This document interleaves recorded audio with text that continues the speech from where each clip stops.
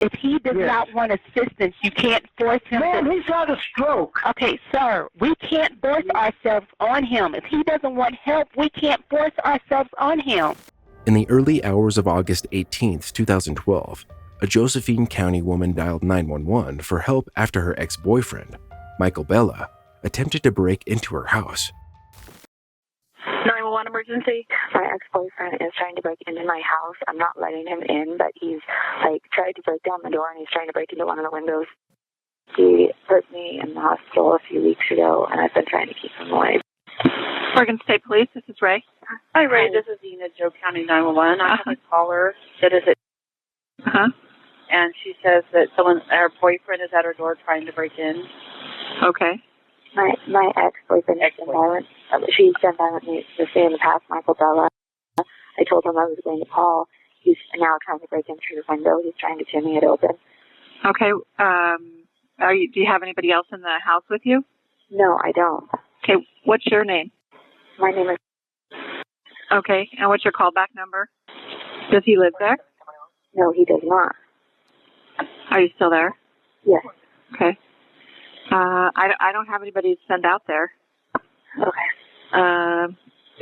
Obviously, if he comes inside the residence and assaults you, can you ask him to go away, or do you know if he's intoxicated or anything? I've already asked him. I've already told him I was calling you. He's broken before, busted down my door, assaulted me. Yeah, so... Is there any way you can safely leave the residence? No, I can't, because he's blocking pretty much my only way out. With a vehicle, or...? With the vehicle and with himself on my front door also. Okay, is there anybody that you can call to come over and help you, or do you have any friends? He has sat there and destroyed my phone that had all of my contacts in it because I have neighbors. Because he's done this. I can't get a hold of my neighbors. I don't know what the phone numbers are. I just had to get a new phone. Okay. Well, the only thing I can do is give you some advice and call the sheriff's office tomorrow. Obviously, if he comes in and unfortunately has a weapon or is trying to cause you physical harm, that's a different story. The sheriff's office doesn't work up there. I don't have anybody to send. Okay. And we don't dispatch for him. Like I said, it's an unfortunate situation. Okay, but I'll have to take care of myself, I guess. Well, you have every right to do that. I can't tell you what to do, but is he still there? Yes, he is. Okay. All right. Well, do you want to stay on the phone with me until we figure out what he might do, or can you ask him to leave? I asked him to leave a million times. Okay, but he does not live there with you. Is that what you're saying? He does not. Okay. Has he lived there previously? No. Okay. Where is he now? And he's now outside my bedroom window trying to take off trying to get through that window. Does he know that you're on the phone? I don't know. If I can hear him screaming and yelling, I think he could hear me on the phone. I told him I was going to. Okay. He says he doesn't care. He doesn't care because he knows that no one's out here, and so. Yeah, and like I said, it's definitely unfortunate. What's your street address again? I lost the information. Okay. All right. And what's his name? Michael Bella. Bella. Bellah. And how old is he? He's 29. Is he a white male? Yes. How tall? How much does he weigh? 5'5" or 5'6", like 125 right now. Okay. And what kind of vehicle does he have? I don't know what he's driving right now. He has a white Toyota Tacoma. Do you know if there's anybody with him? Oh, no, there's no one with him. And is the pickup truck in your driveway? It is. When did you guys break up? We have broken up 5 billion times, and he hurt me in the hospital a few weeks ago, and I've been trying to keep him away. Do you have a restraining order? I do not, because he would leave me alone until basically on the weekends, and then he starts this crap again. Okay. Give me your phone number one more time. Okay, where is he now? He's walking around the house, just beating on it with I don't know what. He knows I have to work, and I'm the person who opens the whole building and everything, and that's why he's here blocking me in, so I can't get out, because he thinks eventually I'll come outside. Okay. You really need to see if you can get a restraining order against him. You have to contact the court. I will. He's already told me he won't let himself be served, and it's like there's just this big joke with him. So you haven't seen any weapons on him or anything? There's not tonight, no. Okay. Does he usually have weapons, or? Not a gun or anything. Just he just likes to use when he hits on stuff like tools or whatever. Okay. Is he still there? Do you think he's left? Yeah. No, he's still there. He's still out there screaming and yelling, cussing out. He broke into my house before I got home. I came in and he had torn a bunch of stuff up and everything, but he wasn't here anymore. So I went ahead and stayed. I didn't. Okay. Well, like I said, it's unfortunate. I just don't have anybody else to send out there. Okay. You want to stay on the phone, or what do you? No, I'm going to find a way to deal with it. Okay. Call 911 if he actually gets in the house. I don't know if you want to go out and confront him. It's totally up to you. It's like I said. It's unfortunate that you guys don't have any law enforcement up there. Yeah, it doesn't matter if he gets in the house. I'm done. That's what happened before. He put my phone to a wall, busted it to pieces. Took my house phone, busted it to pieces. I couldn't call 911 before. Can you hide in the house, or get out the back door, or go anywhere? You don't have any. You don't have anywhere to go. No. I mean, it doesn't matter if I hide. He'll find me, and then I'll just be more mad. Okay. You do need to seek some kind of assistance as far as the restraining order goes. We talked about that. Yeah. I just don't have anybody to send out there. You can call the sheriff's office later and let them know what he's doing. I don't mind staying on the phone with you. I just don't know. Okay. I'm going to go to whenever you're trying to get in while you're on the phone with me. Okay. So that I can tell him. Michael, I'm on the phone with state police. You need to go away. Michael, go away. Are you going to leave? Michael, are you going to leave? Yeah. This isn't going to do anything. He doesn't care. Yeah, I can hear him in the background. Yeah, do you hear him beating on the door? Yeah. Yeah. I taking stuff out of my car. I don't care. I don't care. You know what? He's already broken into my house and stole my jewelry and everything. As long as he just leaves, I don't really care what he takes. But do you think he's leaving now? No, he's out tearing my car apart right now. I just opened up the trunk and he's taking out the sound system. But wasn't your car locked? No. Was your car locked? No, it wasn't. No, he's just forcing them out. Now he's beating the crap out of my car. Okay, well, I mean. Okay, yeah, I'll get a restraining order on Monday. It's not going to do any good, but I'll do it. Okay. At least I have something, even if it doesn't get served. All right, and don't forget to call the sheriff's office and let them know so you can turn it in, and maybe they can go arrest him. I don't know, but it's gonna be tonight. He has a warrant out for his arrest, from my knowledge. But I've been told that I've heard he already has a warrant.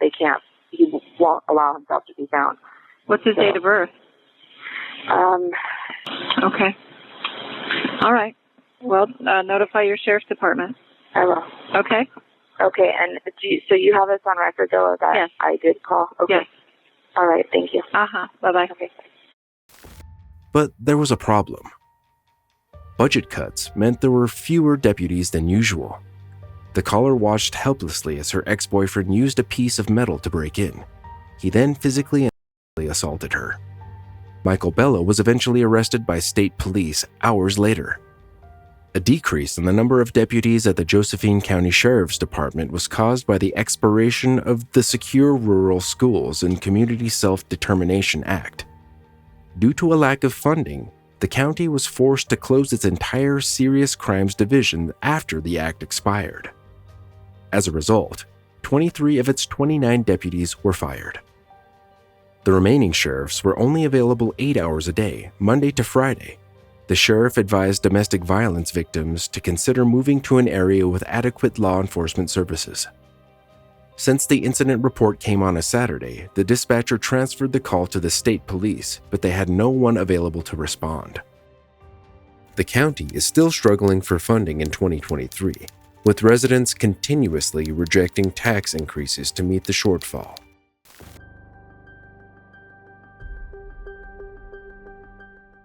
While I was researching this story, I came across another, equally as heartbreaking.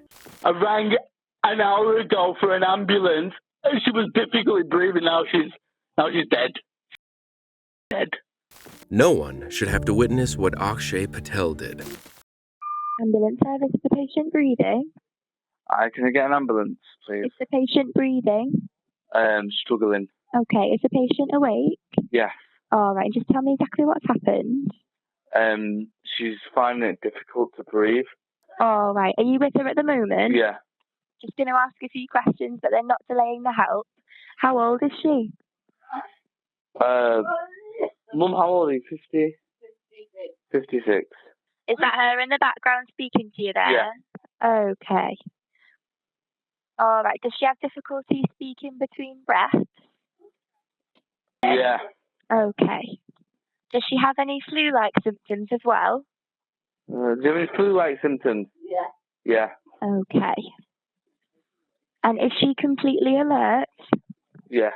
Okay. I'm organising help for you now. Just stay on the line and I'll tell you exactly what to do next, okay? So we will get an ambulance out to you as soon as possible or as soon as we have an ambulance available. Okay. We are very busy this morning, Yeah. but we will be there with you as quick as we can, all right? Some of the wait times have been up to and around an hour, but we're planning to get there just as quick as we can do for you. Ambulance system. Breathing. She's struggling now. Okay. I have called an ambulance. Is the patient awake? Yeah. Tell me exactly what's happened. She's struggling to breathe. Okay. Organising help for you now, so stay on the line and I'll tell you exactly what to do next. Okay. Okay, we're very busy and we aim to be with you as soon as possible or as soon as we have an ambulance available. Currently, it's likely it could be over an hour and a half, but that's from your first call. Right. Okay? Is there anything I can do in the meantime? In the meantime, yeah, just keep reassuring her, okay? Ambulance service. Is the patient breathing? Kind of, yeah. I've already logged the call. Is the patient awake? Yeah. Okay. All right. So you've already called for an ambulance, is that right? Sorry? Patient's mouth's going all white. She's probably going to die. Sorry, say that again. Tell me exactly what's happened. She's struggling to breathe. Okay. No, calm down. Keep reassuring her, okay? They're coming. They're on the way. They're here. They'll be here in a couple of minutes. Concentrate on her breathing instead of shouting, okay? Yeah, just concentrate on your breathing. I told you. Deep breath. Okay. Deep breath. Just You say can't. she's getting Stop worse. thinking about We'll it. need to re-triage her, okay? Yeah. Patient breathing? No. Right, so tell I me- don't know. She's Right, lost tell me- a lot, bro. We lost the call half an hour ago. She can't breathe. Bina, relax. Just relax. Listen to what I'm asking. Is that her screaming? Yeah. All right, so tell me exactly what's happened. She's not been able to breathe for the past hour. Okay. She's been struggling. Are you with her right now? Yeah. How old is she? 56. All right. Okay, so I'll put all that further information in. All right. I do need to hang up now. Let's take another call. Is there any way that I can help her breathing in the meantime? No, we just say watch her and look for any changes, okay? Okay, all right. All right, okay. If she becomes less awake and vomits, quickly lay her on her side, and if she gets worse in any way, just call us back immediately for further instructions. Okay. All right, thank you. Bye. In January 2022, 56-year-old Bina Patel screamed, "I'm going to die," while she waited an hour for an ambulance. Her son, 28-year-old Akshay Patel, called 999 6 times that day. Akshay shared a home with his mother in Ashton-under-Lyne, Lancashire. He said he realized she was unwell when she shouted for him at 2:15 a.m. The 28-year-old could tell Bina was having difficulty breathing. Eventually, it was too late. Ambulance service, is the patient breathing? No! Is the patient breathing? No! Okay, tell me exactly what happened. I rang an hour ago for an ambulance. She was difficultly breathing. Now she's dead. Dead. My mum's dead. Thank you for the ambulance. Appreciate it. Right, okay. Just stay on the line, okay. Recalling the events of that terrible night, Akshay said he couldn't tell his mother about the incredibly long wait times. He tried to take her to the hospital himself, but Beena couldn't stand up or get downstairs. The panicked son could only stop his mother from falling over again. He said, "The only way I can describe it is, imagine someone holding you underwater. There's not much you can do." Following later investigations, the 28-year-old doesn't believe that his first 5 calls were taken seriously by call handlers. It seemed as if it was only after the 6th call that an ambulance was dispatched, arriving 5 minutes later. When paramedics finally arrived at 3:27 a.m., almost an hour after Akshay's initial call, they tried to revive Beena, but their attempts sadly failed. She had first suffered from a blockage in her heart, which caused a stroke and then a heart attack. A horrific series of events that her son had to watch heart-wrenchingly. Akshay told the media he would hold those responsible for his mother's death accountable, but the outcome is unknown.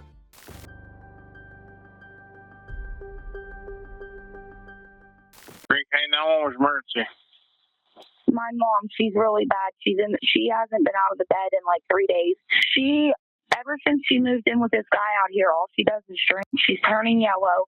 The last time I saw her was like a week ago. She had lost like so much weight. There's like nothing left to her. And now my brother just said that she's laying in the bed like making noises. I don't know, but we need to get her to a hospital. Is she willing to go to the hospital? She will be, because I'm on my way there, so she's going. Okay. Or she's going to die. Okay, is this a police issue, or because we can't force her to go in an ambulance? No, it's not a police issue. I'll get her to go in the ambulance. I would take her in my car, but I don't think I'd be able to get her in the car because she can't even move. Okay, we'll start an ambulance up there. We really need to make sure she's willing to go first. Is there any way you can talk to your brother if he's there and ask her if she's willing to go? Because if she's not, like I said, they can't force her. She's gonna go. She's gotta go. Because if not, she's gonna die. How far are you away from the house? I'll be there in like 10 minutes. Okay, how about calling us back to make sure she's willing to go before we send resources out there in case she says no? Okay. Okay, and then as long as she's willing to go, we'll get you an ambulance out there. In July 2020, the 911 operator ignored Kelly Tichenall's call for help. She said he told her that services would not be given to her mother because it would be a waste of resources. First responders weren't notified. No help ever came, and her mother died. We were begging for help, and for somebody to be on the other end of that phone and decide that he's God for that day, that is unacceptable. That day, Robbie Kronk told his sister that their 54-year-old mom was sick. He could not call 911 because there is no cell service at their home in Nineveh. Tichenall jumped in her car and called 911. 10 minutes later, she arrived at the house but also couldn't call back because of the lack of cell service. She and her brother could not physically transport their mother to the hospital on their own. The next day, Diana Kronk died from internal bleeding.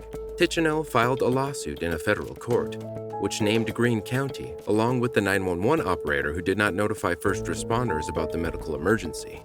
It says the operator had no authority to deny services. Then, a groundbreaking charge was filed. The 911 operator, Leon Lee Price, has been charged with involuntary manslaughter, reckless endangerment, and official oppression and obstruction for the death of Diana Kronk. In June 2022, Price was arraigned and released on bail. Neither he nor his lawyer responded publicly to the allegations. A month later, the disgraced mayor of Waynesburg and 2 other 911 workers were also charged in the alleged cover-up. Mayor Gregory Leathers, Richard Polix, and Robert Jeffrey Rhodes were charged with tampering with public records, tampering with or fabricating evidence, and obstruction. All 3 men turned themselves into the authorities and were arraigned. Each made bond, which was set at $25,000.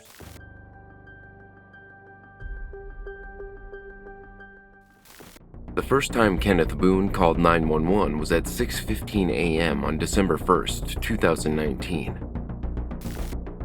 Ottawa County 911. Hi, this is Kenneth Boone.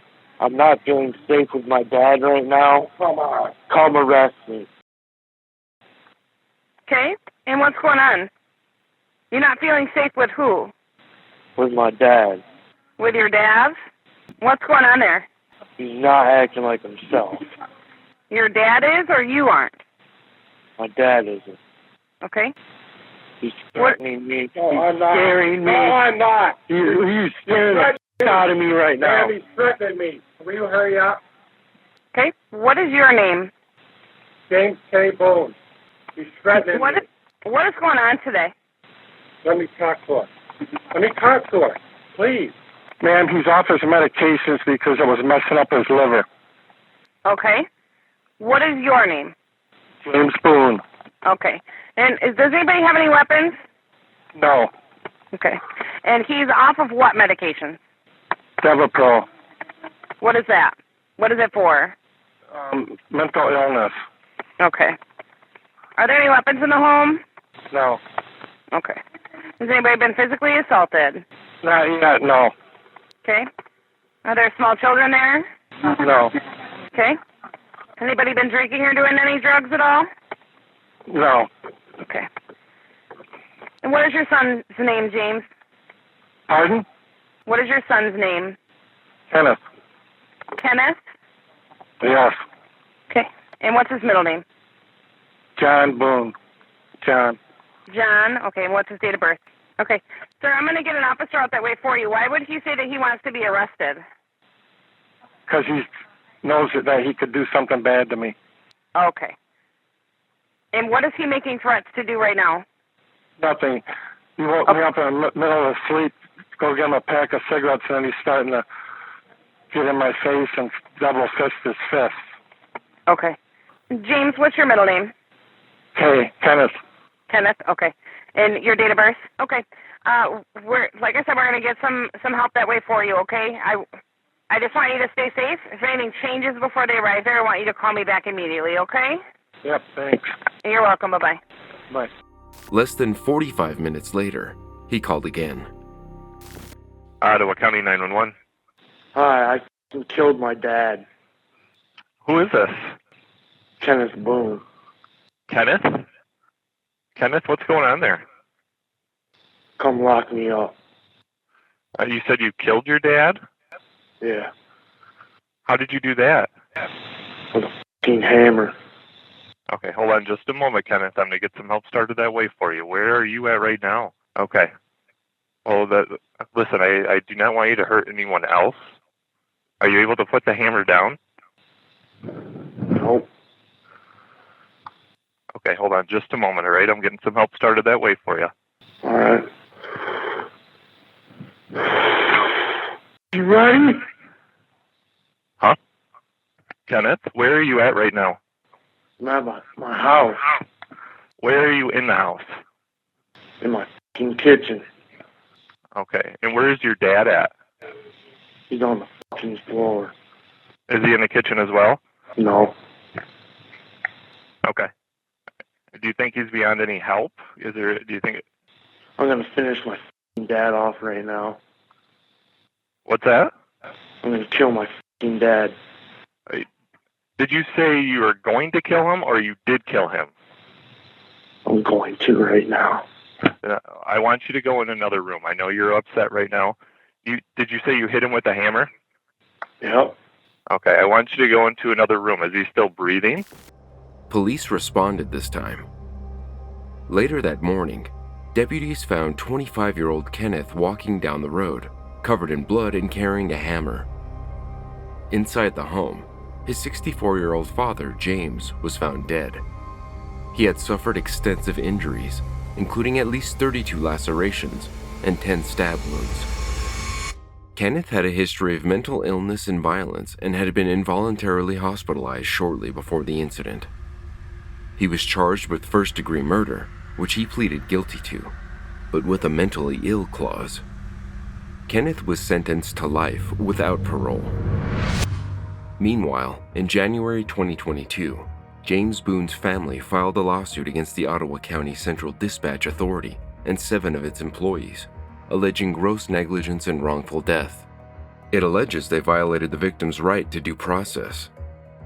In addition to gross negligence by the dispatchers, intentional infliction of emotional distress and wrongful death were added to the suit.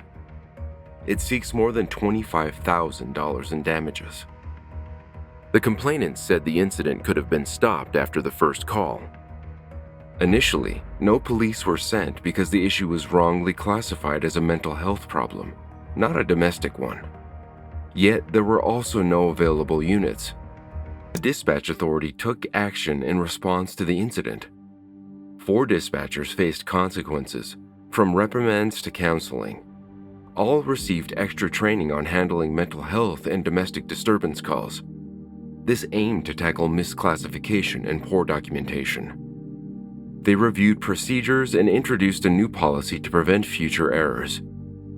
If a call isn't dispatched for a set time, operators must seek the sheriff's department's guidance. Shockingly, no dispatchers were fired or faced criminal charges.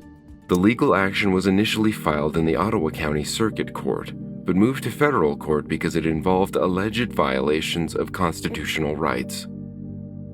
There haven't been any updates on the outcome since early 2023. In November 2022, Kenneth Boone died after suffering a medical episode in prison.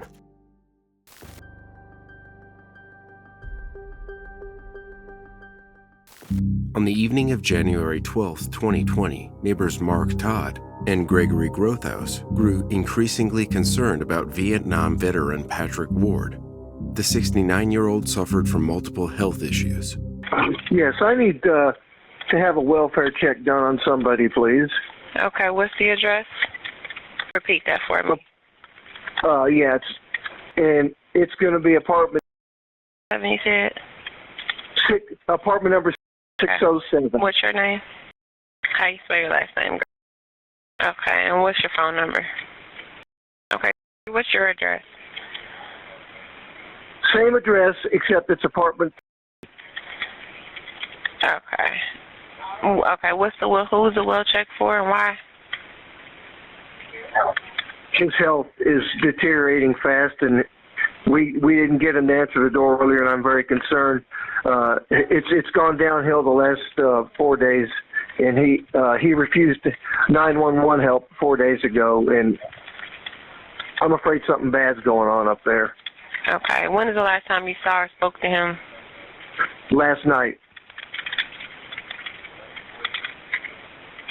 You seen or you spoke with him? Physically seen him last night. Okay. What is he diagnosed with anything? Yes, he's got many ailments, and he's been on oxygen now for a couple of years. Okay. Around what time last night was this that you seen him? 6 p.m.? Yes. Okay, and what's his name? This is your neighbor, right? Yeah, Male, he's black, or white? He's white. How old is he? 70. Okay. And you say he's not answering the door? No, I heard mumbling, and that's all I could get, and I decided to call the VA and then call you all. The VA suggested I called you all. It's Sunday, unfortunately, and they're not. Right. Well, all the people that can help, for some reason, aren't there. Well, you know what the deal is with Sunday. Okay. Okay. You guys are our only hope, I mean. Mhm. Okay. All right, we'll get officers out there, okay, to check on him, okay? God bless you. Appreciate it. Thank you very much. And you might want to bring a mask with you, because last time I was up there, it smelled terrible. Okay. Just being honest with you. Okay. We'll get him out there. Okay. Thank you. You're welcome. Bye-bye. But despite their efforts, Cincinnati Emergency Services didn't arrive right away. Gregory called 911 again, trying desperately to get the urgency of the situation across. What's that address? Pardon me? What is the address? Just the house and apartment. It's in apartment, and it's a health issue, big time, and he's had a stroke. Okay, are you there with them? No. Okay. I'm in the apartment right in the building right now. Okay, so what is your name? My name is. And what is your phone number? And who had a stroke?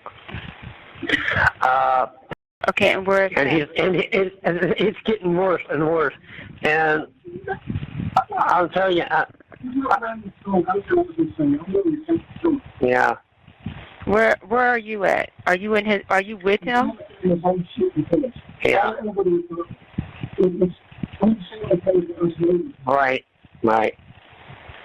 See, I'm here with a friend over here, and I'm really concerned about him. Okay, are you there with him? No.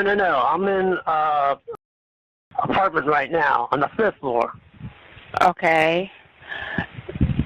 So he is in the 6th floor. Okay.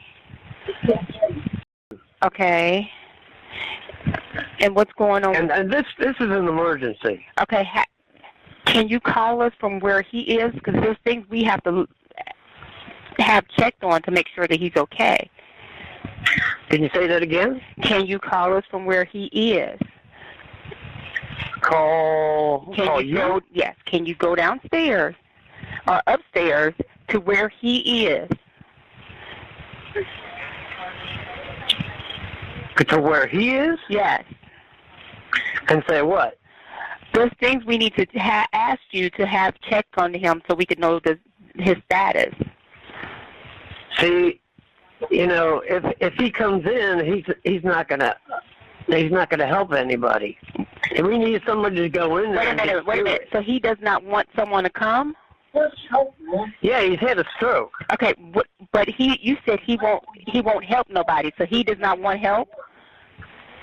It seems that way. Okay, so we can't force ourselves on him. If he doesn't want help, they won't do anything.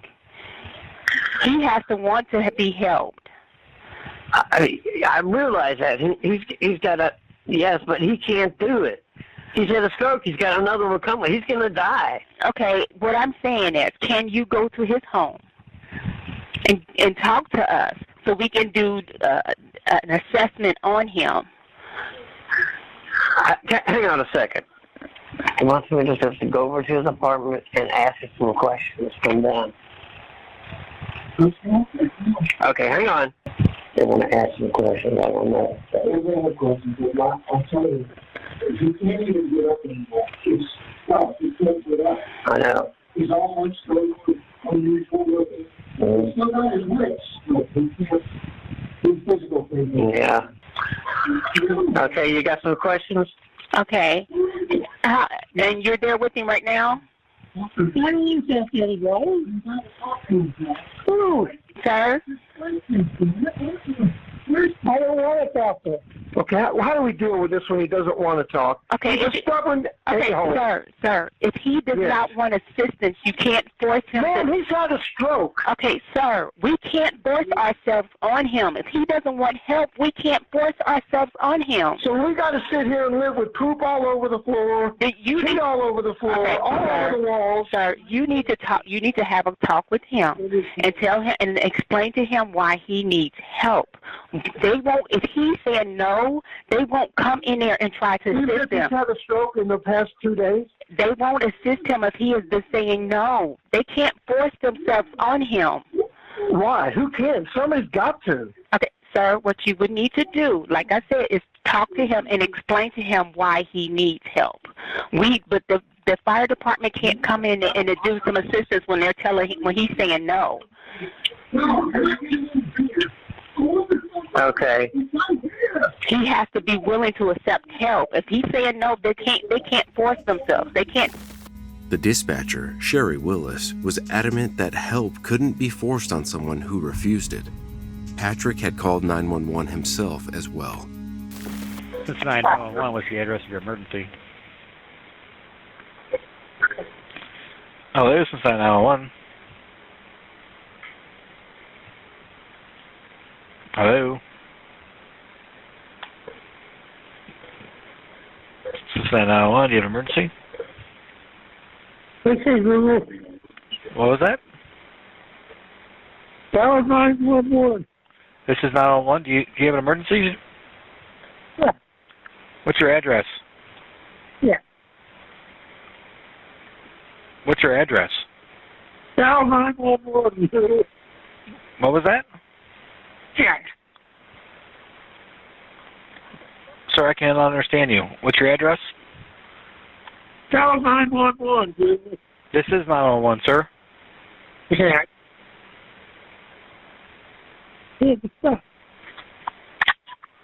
Yeah. Do you need the police?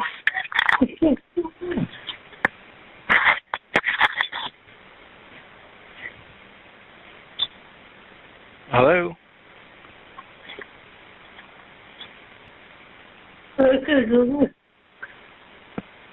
Sir?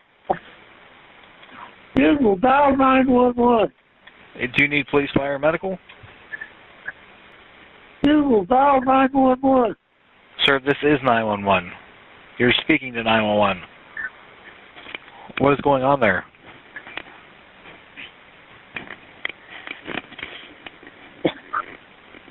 Okay, Google. What was that?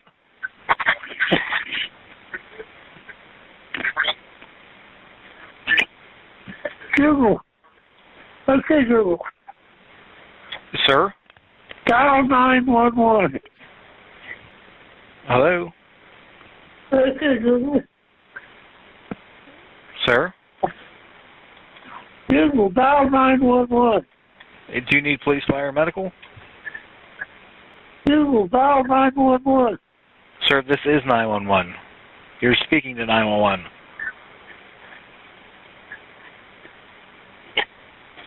What is going on there?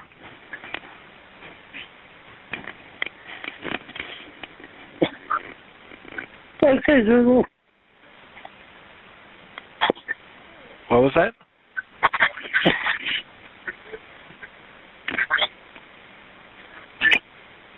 Google. Okay, Google.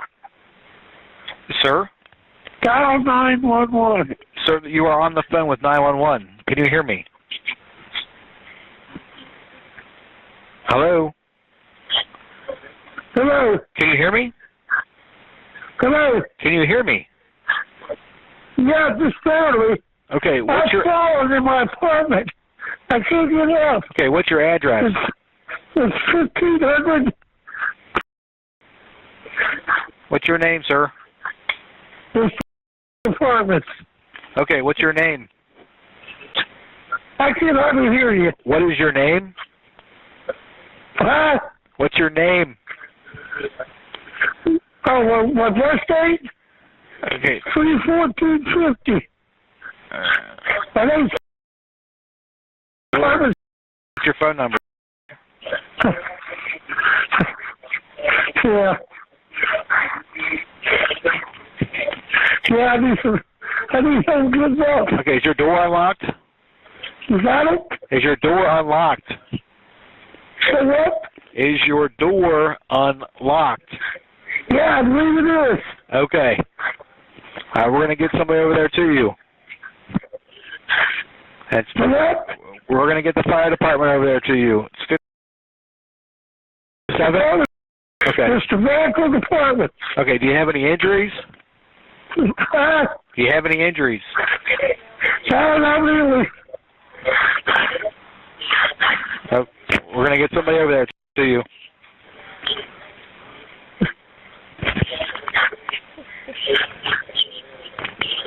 If you need us, give us a call back. What did you say? If you need us, give us a call back. We're going to get the fire department over there. Okay, you're going to send them over? Yes. You send them out? Yes, we're sending them now. Okay, thank you. All right, thanks. But the officer left when the veteran refused help, despite reporting that the 69-year-old was sitting in his own feces and was unable to properly communicate or move. The following morning, on January 13th, another neighbor, Mark Todd, found Patrick dead in his apartment. Son of a bitches. 911. What's the address of... Yeah, you need to come up here and get this dead body up here. He wouldn't come and help yesterday. What is it? He's dead. He's had a stroke. I told you he had a stroke, and y'all said because he don't want to come, you're not taking him. Well, now he's dead. So come pick up this dead carcass. What's the, is there an apartment number? All right, and your name? It's catching they're dead because the cops wouldn't come yesterday to take him. What is your name? My name's Al. Come on. I got to go. Okay, how old is the person? Huh? Emergency responders arrived, but it was too late. The calls led to an investigation that revealed serious lapses in protocol. Patrick was living alone in his College Hill apartment when his health deteriorated, making his neighbors, who were his friends, concerned about his well-being. From as early as January 9th, 3 days before the ultimate calls. The Cincinnati City said it tried to help, but the man had refused to leave his apartment that day, saying he was fine. However, police officer Doug Horton had also discussed several options for assisting Patrick and encouraged them to call 911 if they believed he needed medical attention. The cop had even tried to contact the building's maintenance man and left a voicemail about the situation. And it became apparent that the problem came in with the 911 dispatcher, Sherry Willis.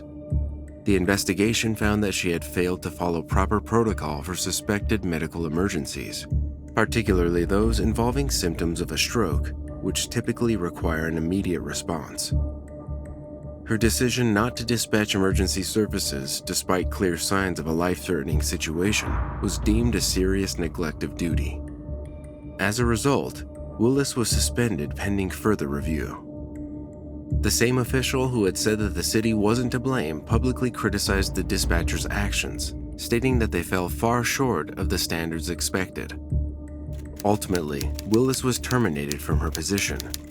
Patrick Ward received a final military salute from the Honor Guard at Dayton National Cemetery, and other veterans held a ceremony. 59-year-old Darrell Lindsay was struck and killed by someone driving a Dodge Challenger on Martin Luther King Jr. Parkway at Wilson Street on August 26, 2021. The victim's family was unable to get the 911 calls associated until a local news station's lawyer got involved. At around 9:30 p.m. that night, the driver that struck Lindsay called 911 once he got home. Jacksonville 911, what's the location of your emergency? Well, I'm actually at home, but I think I was driving and I don't know if I hit a deer or something, but my car is just tore up really, really bad, and I just want to report it, but I don't know what I hit.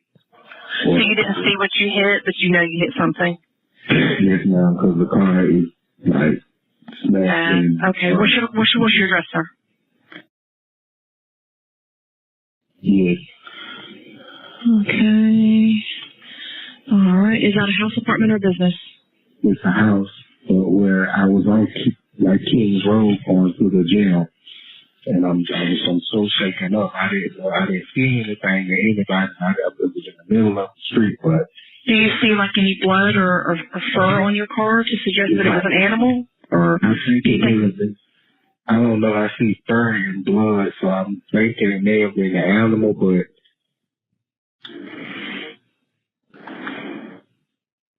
I don't know what it was, but I don't want it to be like somebody was hurt on it. I didn't see anything, but there was nobody behind me. The streets were clear, but at the same time. Do you need an ambulance, or are you okay? No, I'm okay. I was able to make it drive home, but it's just I wanted to call and at least notify or, but I'm. You need a report for your insurance? Is that what you need?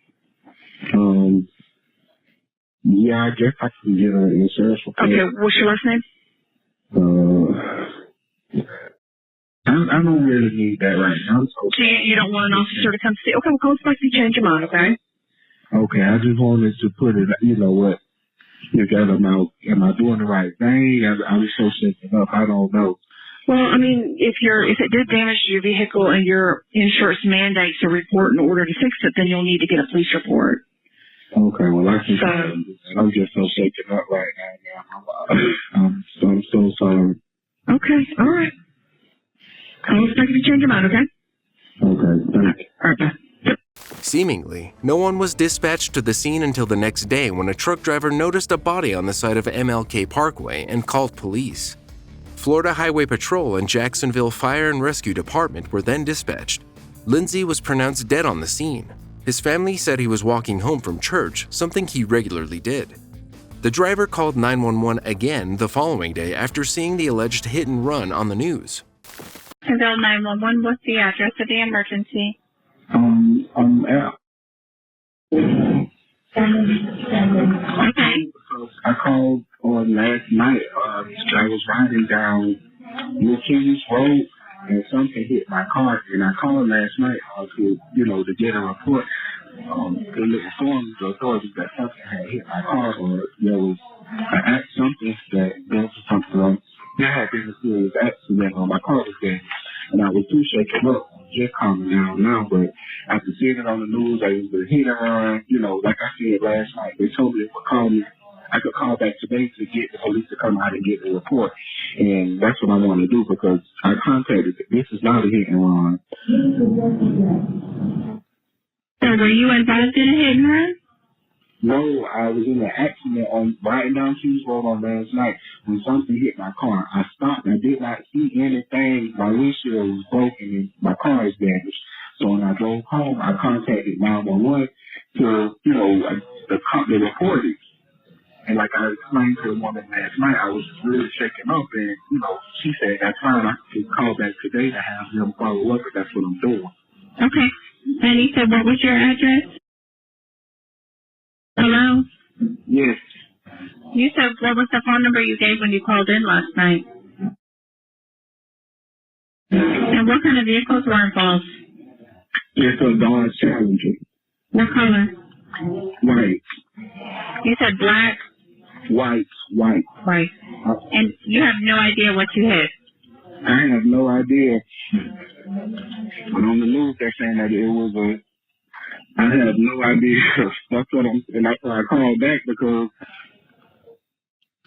I needed my police report from my insurance company, and I'm just really shaking up now. I'm so sorry. It's okay. You said it took place where? On Kings Road. Where you said New Kings Road, MLK.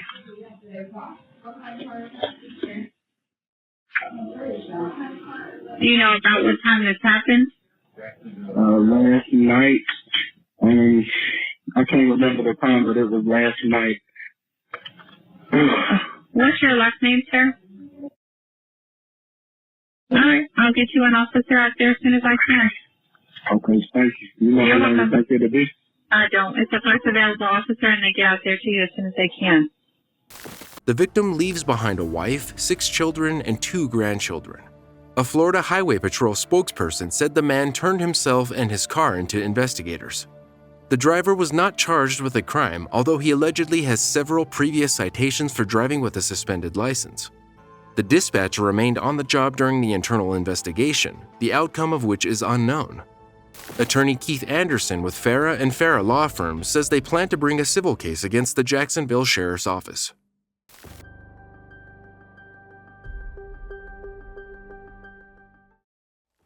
Just after midday on April 2, 2008, 21-year-old Brittany Zimmerman made a panicked call to 911. It ended abruptly, and although there were audible sounds of distress, the dispatcher failed to call back. Less than an hour later, her fiancé, Jordan Gonnering, found the apartment door kicked open and the lock broken. On the bedroom floor, Brittany lay unresponsive. 911, what's the address of the emergency? 911, what's the address of the emergency? Hello? This is 911, what's the address of the emergency? Repeat it? Is there an apartment number? The flat. It's what? You're cutting out. Can you hear me? Hello? Hello? Okay, your phone's cutting out. Did you say upper or lower flat? Yes. Which? It's the lower flat, apartment 1. Okay. Ambulance is needed. Okay, what's the phone number you're calling from, please? Okay, what is your name? Jordan Gonnering. Okay, tell me exactly what happened. I just came home, the door was busted in, and my girlfriend's been shot. Okay. Stay on the phone with me. Okay? Yep. Are you with her right now? Yes, I am. How old is she? She is, she's 21. 21? Is she conscious? No, she's not. Okay, stay on the phone, okay? Are you safe where you are right now? I think so. Okay. Is the person that did this still nearby? Is there any serious bleeding? She's been what? Okay, I'm sending an ambulance to help you. I want you to stay on the line with me so I can tell you what to do next, okay? Okay. Okay, stay on the phone with me so I can tell you how to help her, okay? I want you to get as close to the phone to her with the phone as you can, okay? Yes.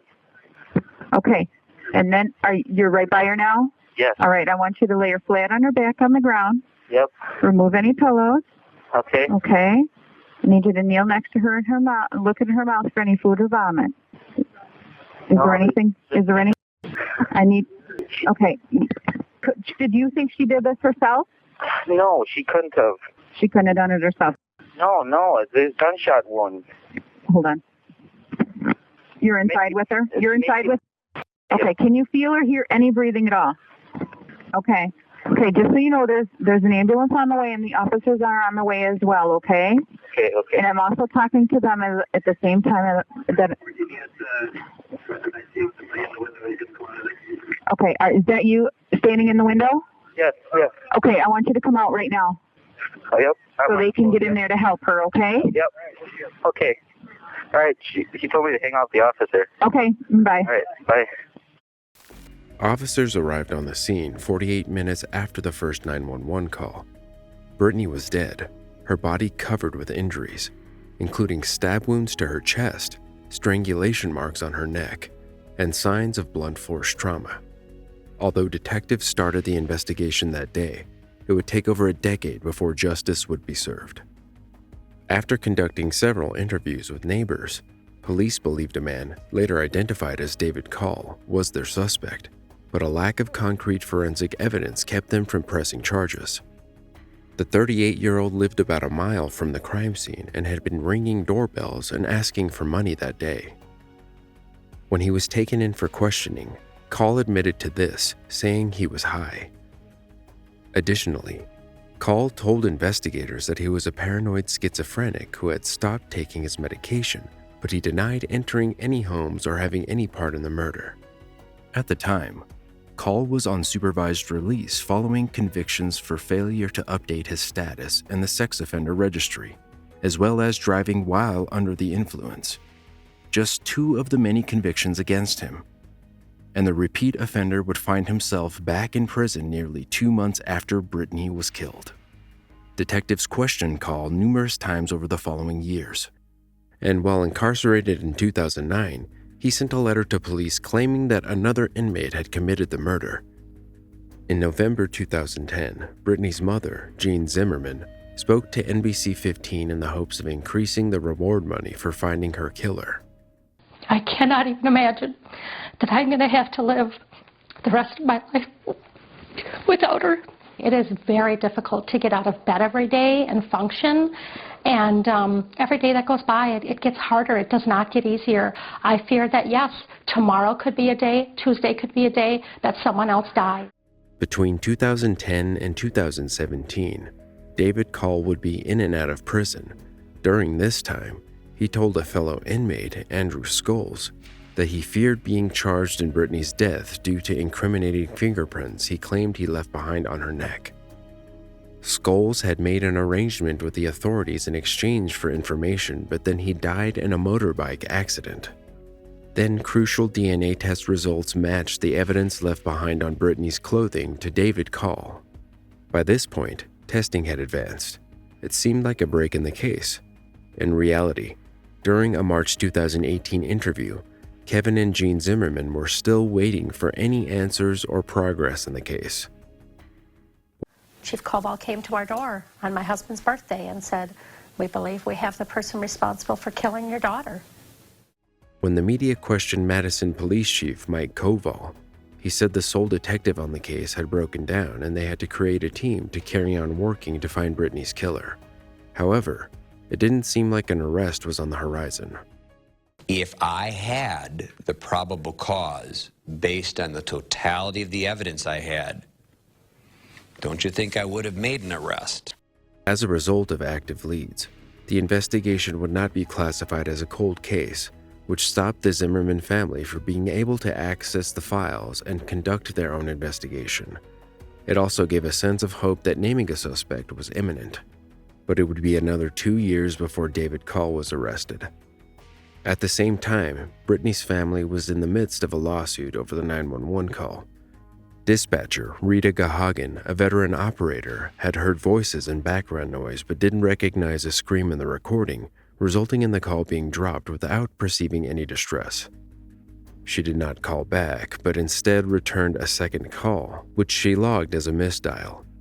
Even this would be a contentious point since initial reports said the dispatcher had forgotten to call back. Gahagan defended herself, adamant she had only dropped the call after failing to hear anything suggestive of an emergency. Ultimately, the Zimmerman family reached a $5,000 settlement with Dane County, and the funds were redirected to Brittany's reward fund during the investigation. Several judges have rejected requests for the call to be made public. In fact, media outlets also engaged in a legal battle with Dane County over the records, particularly withholding the 911 calls. A settlement of $118,000 was reached, and still, the recordings of the call made by Brittany remain sealed. However, lawyers for the media were allowed to listen to it, and those who have heard it say there is no question about screaming in the audio. Finally, after 12 years of waiting, David Call was arrested on March 20th, 2020. His version of events was even more heartbreaking than imagined. Brittany had let the 38-year-old in as an act of kindness. She had refused to give Call money but let him use the bathroom. When he came out, she was on the phone. It's unclear whether this was the 911 call that dispatchers ignored. According to his attorney, the man panicked, grabbed the phone, and tried to strangle Brittany with her shirt. The attack didn't stop there. After the killer noticed the 21-year-old was still breathing, he grabbed a knife from the butcher's block in the kitchen and stabbed her 19 times. On January 20th, 2023, David Call eventually pleaded guilty to first-degree homicide and was sentenced to mandatory life in prison. It was much more about him letting go of a secret and making sure that he provided closure to all of the people who have spent a lot of time and energy and emotion. I could never live my last days not knowing who did this to her. What he did was unspeakable. And to not have the person responsible for that behind bars, it was unacceptable to us. He decided to forego the opportunity to be considered for parole after serving 20 years, saying that the Zimmerman family had suffered enough. He had taken a life from them, so he would give up his.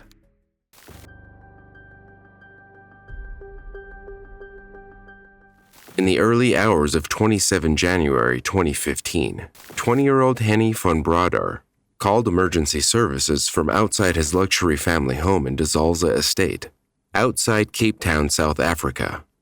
An axe-wielding killer had attacked his entire family. What is Steven? What is your emergency? I need an ambulance. Lots of You need an ambulance. Yes, please. What's your name, sir? Henry van Bradar. Henry. What's the contact number you're phoning from? My home phone number, but I'm not sure what the home phone number is. My cell phone. Please. What is this number that you're phoning from? Is there someone else that can speak if you're not able to? No. Who else is in the house? There's no one else. I Everyone need else the contact number, please. Yeah. Okay.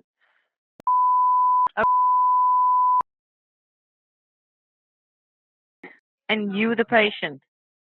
No. My family is. Someone attacked my family. Hey? Someone has attacked my family in my house. Okay, so you need the police. Well, ambulance. And an ambulance, please. Yeah. Now, who is injured? I think everyone. Everyone in your house. Everyone, 4 people, yes. Adults, 2 adults, 2 adults and 3 adults and 1 teenage girl. Yes. What are the injuries? Head injuries. Are they conscious? I don't think so. My sister's moving, but that's it. Suspects still on scene, there, sir. Sorry? Are there any suspects on scene? No, they ran away. With what were they attacked? An axe. I think I blacked out and I've just woken up. With an axe. Okay, stay on the line. I'm going to speak to the police. Thank you, but please send an ambulance as quickly as possible. Yes. Are you the only one that's conscious? You know, yes. The others are unconscious. Oh, yes. I'm going to speak to police to check on your number. Okay, what kind of injuries is there? My family and we were attacked by a guy. An axe. With an axe? They're unconscious, it is. Unconscious, huh? Yes, and bleeding from the head. Okay. The address. Okay, just wanted to get the right thing here. Oh, correct. Okay, how long will the ambulance take? It won't be too long. They'll send the ambulance out as soon as possible. Okay. Thank you, sir. Bye. Bye-bye. In January 2014, the Van Brader family moved back to South Africa from Australia and into their home in de Zalze Golf Estate in Stellenbosch 3 months later. In a high-crime nation, the estate was considered one of the safest places in the country. 54-year-old Martin van Brader was an entrepreneurial, hardworking, and kind man.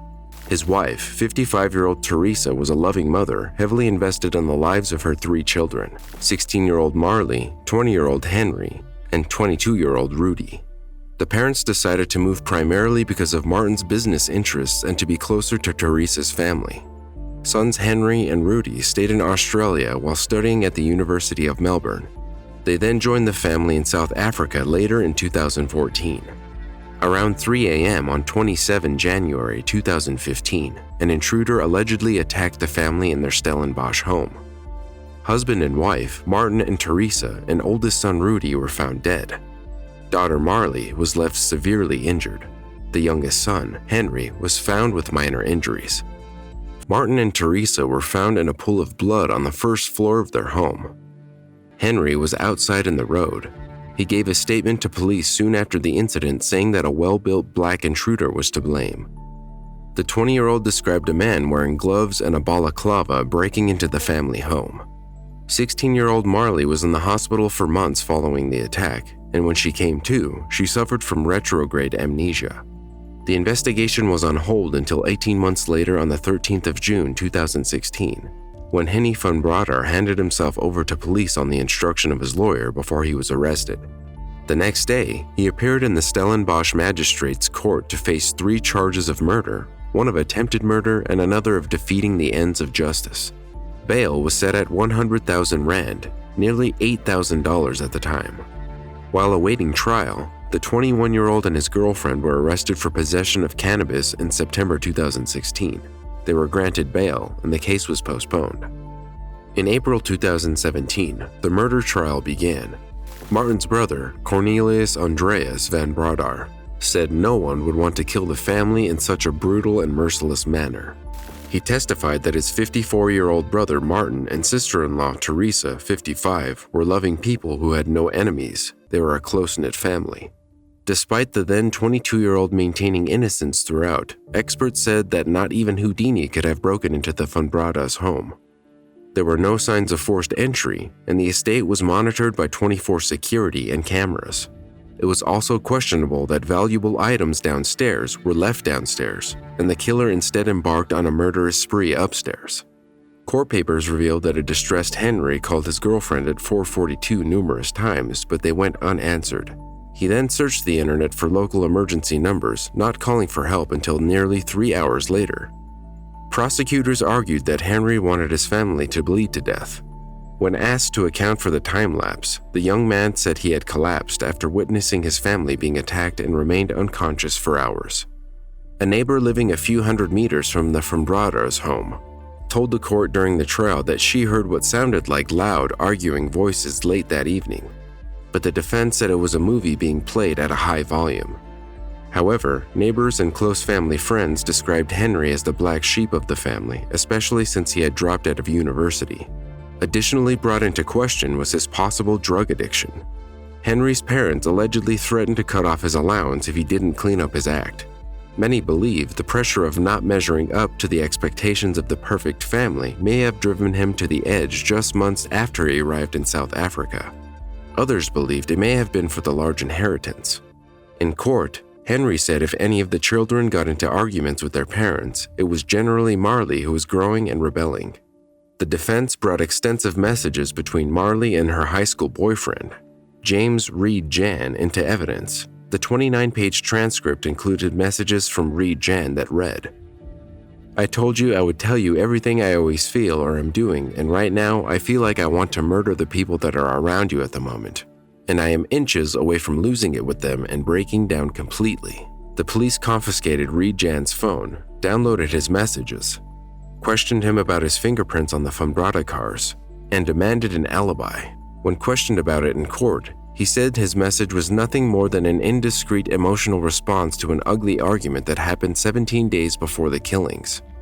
It was caused by a conversation around the Fumbled dinner table in which Marley was targeted for her weight gain and the intensity of her relationship with Reed Jan. In the couple's texts, Marley continued, "My dad started with how this relationship is young and we shouldn't rely on each other and we should still have separate lives. And he was just saying like how I'm his responsibility and my schooling career is what I have to focus on." The teen claimed her mother was attacking her more than her father was. During the exchange, Marley was hiding outside. She said that Henry called out to her to check if she was okay. Her older brother, Rudy, allegedly told the teen, "Suck it up because I have nothing to be crying about." Henry demonstrated the attack on his brother in court. As far as I could see, when the lights switched on, the attacker was facing, the attacker was standing in between our two beds, with Rudy lying on his bed here. In the situation with if the attacker's facing this way, I'm behind him, and he was swinging the axe down on Rudy.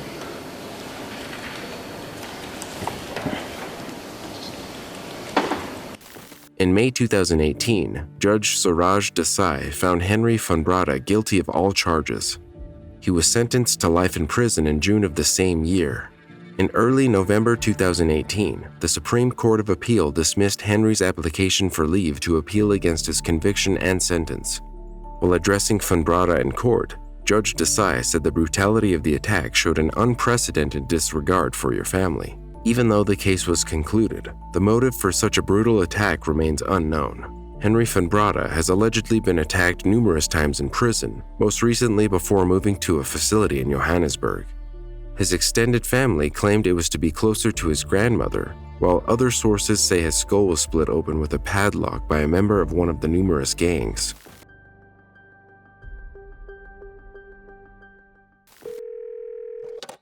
Meanwhile, this frantic mother's call also led to a 911 Tampa dispatcher facing disciplinary action.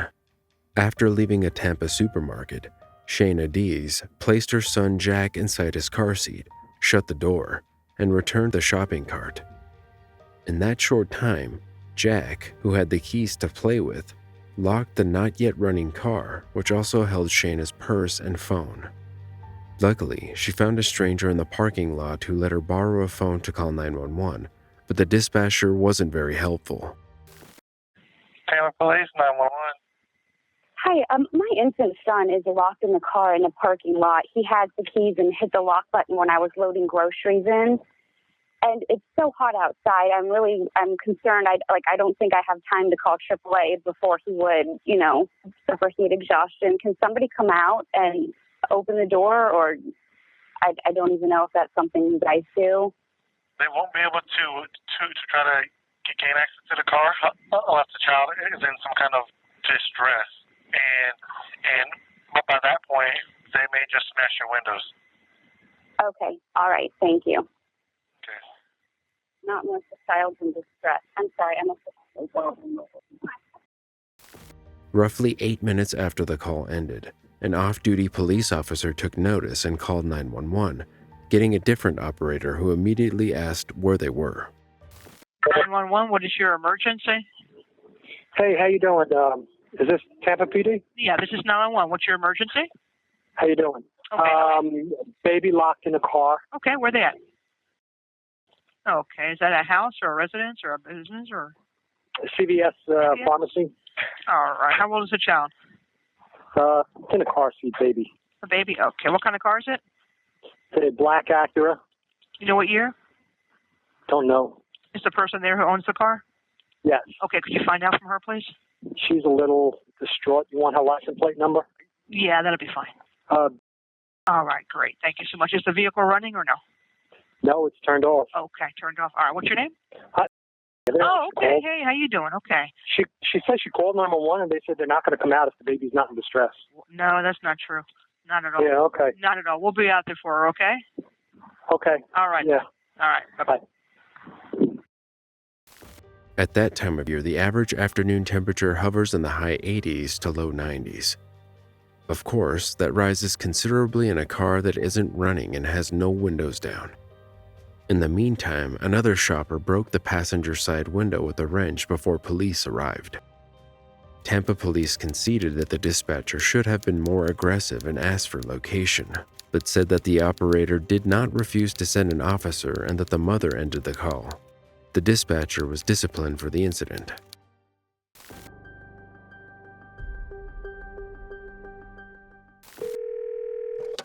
Matt Crescenzi, a trainee dispatcher, receives a 911 call about Bob Hill, who had collapsed at Nova Community Park. 911, where's your emergency? Hey, we need some help. We're at the Ormond Rec, and one of our friends collapsed at the racquetball court. I don't know if it's a seizure or he passed out or what. Is that a park somewhere? Yeah, the Ormond Beach Recreational Center, like the Ormond Rec, corner of Do you know Granada. where that is? Huh? Okay, I'm listening. Granada and where? Yeah, actually it's Nova Road and Wilmette in Ormond Beach. Nova Road and Wilmette? Okay. You Yeah. said it's the Ormond Rec Center and someone passed out? At the racquetball court. The trainee incorrectly enters Ormond Rec Center into the dispatch system instead of the correct cross streets. So he may have had a seizure or he may have passed out. I'm not sure what. So at the racquetball courts? Correct. Okay. I don't know if we should leave him lying down or try to get him up. Is this someone that you know, or? Yeah, it's someone we were playing ball with, and he Okay. just acted like he wasn't feeling good, and he went down. Okay. Is he still We need to unconscious hurry. right now? Yes, he's still out. He's been out for a good 30, 40 seconds. He's turning red. Okay. About how old is he? He's, I don't know, 50-something. 50-something? You can hear it in the lungs. It's not good. We need someone. Okay. He's not responding to anything. His eyes are open. He's breathing. Just monitor his breathing for me, okay? Okay. You said he is breathing? So far, but he's labored and he's turning purple and very labored, and he's unresponsive, but his eyes are open. His eyes are open? Okay. Yes, but he's unresponsive. Yeah. Should we be Do you know trying if to he do has nothing? any sort of... You just monitor his breathing for me. As long as he's breathing, that's okay. Are you able to see that he's breathing? He's breathing. Still? Okay. It's labored, though. Do you know if he has any medical history? Not that I know of. Yeah. Okay. I don't know if he has any medical history or not. Okay. Do you see a medical alert tag or bracelet Stop breathing, I on think. him? He's not breathing. He stopped breathing? Okay. Do you want to do CPR, sir? I don't know how to do CPR. I can give you instructions if you would like to do so. I'm going to put you on speaker. Hold on. Okay. Go ahead. Talk. Okay. Is he flat on his back right now? Yes, he's on his back. Okay. Listen carefully. I'll tell you what to do. Okay. Okay. I need you to kneel by his side. Got it. I need you to take the heel of your hand and put it on the center of his chest, right between the nipples. Got it. And I need you to put your other hand on top of that. I need you to push down hard and fast, at least 2 inches, okay? And allow the chest to return between each pump. Yep. You're going to pump twice every second, and I want you to do at least 100 compressions a minute. I'm going to count for you, okay? Okay. Okay, you ready? He's doing it.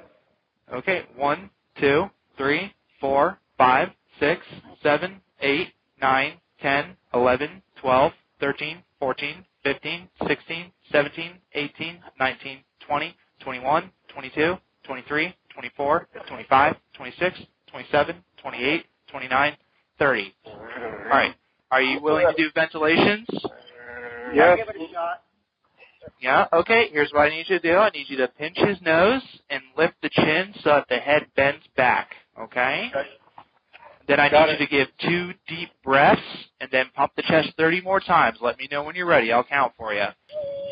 Okay, we just did this. Oh, he just threw up all over the place.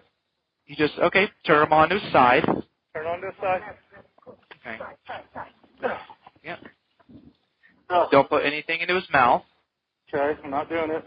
5 minutes later, the call supervisor, Shauna Justice, is distracted by her cell phone and fails to oversee the accuracy of the address input.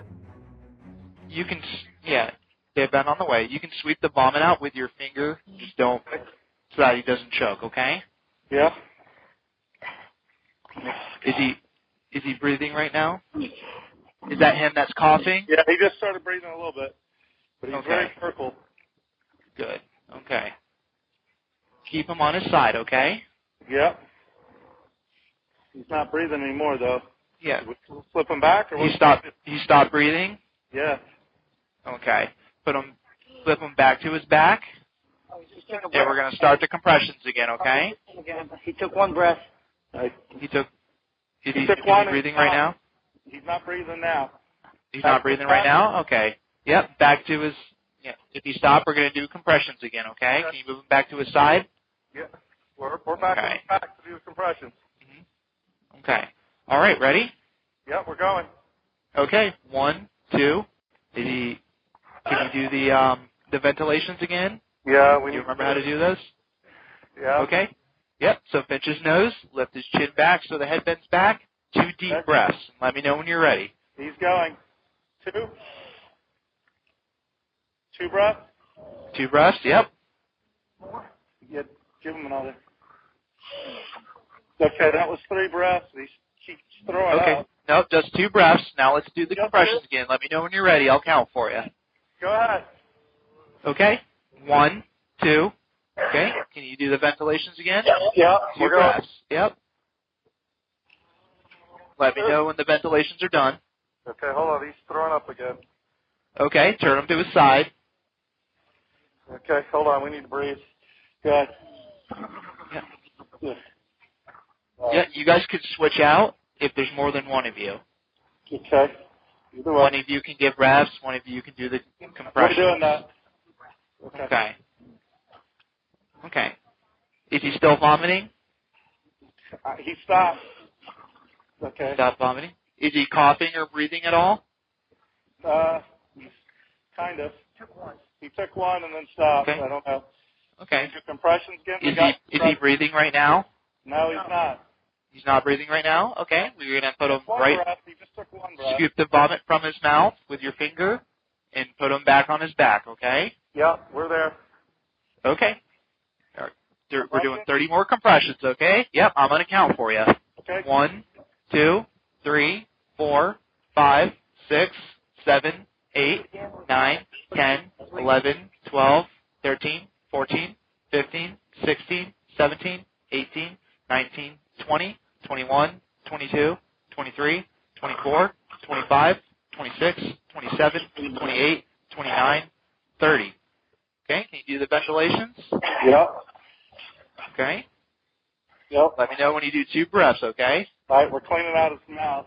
What's that? What's coming out of his mouth? He just keeps kicking up liquid, so we're clearing his mouth before we do the ventilation. Okay. Yep. Make sure you turn him to his side when you clear out his mouth, okay? Okay. There's 1 breath. All right.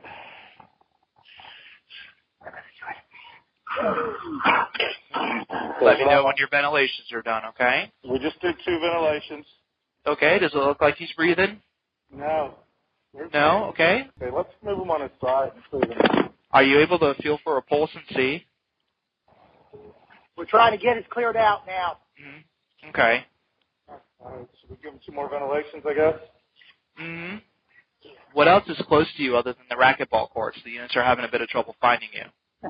Tennis court. Are you at the Ormond Rack? Where are you? No, nothing's okay. It's at the corner of Nova and Wilmette. It's the Ormond Recreation Center. It's Rainbow Park. Mm-hmm. Baseball fields are here. It's right by the Trail subdivision. It's the only park right there. Trail subdivision by Nova? Yes, Nova and Wilmette. Okay. Where are they? Do they know? After recognizing the error, Crescenzi corrects the address in the dispatch system and first responders are rerouted to the correct location. Is he breathing right now? No, he's not breathing. He's not breathing at all? Can you feel a pulse? Okay, yeah. Yep, no problem. Okay. Can you feel a pulse? We're breathing right now. He's breathing right now? You can feel a pulse? Okay. I need to know if you feel a pulse. I'm trying. I don't feel one. Okay. Okay. I don't feel a pulse. Hard. They're close. Yeah, we're starting. I hear the ambulance. Good. Get out. Are you doing compressions right now? We're pumping him now. I just breathe him. Okay. Okay. We hear the ambulance, but we don't find. 30. Lost your arm. You can actually use your body weight to get his chest down. Go. Can you count out loud for me? 50, 60, 70, 18, 19, 20, 21, 2, 3, 4, 5, 6, 7, 8, 9, 10. Come on, Bob. Come on, baby. Come back to us. Okay. Are you doing the ventilations right now? Yeah. Okay.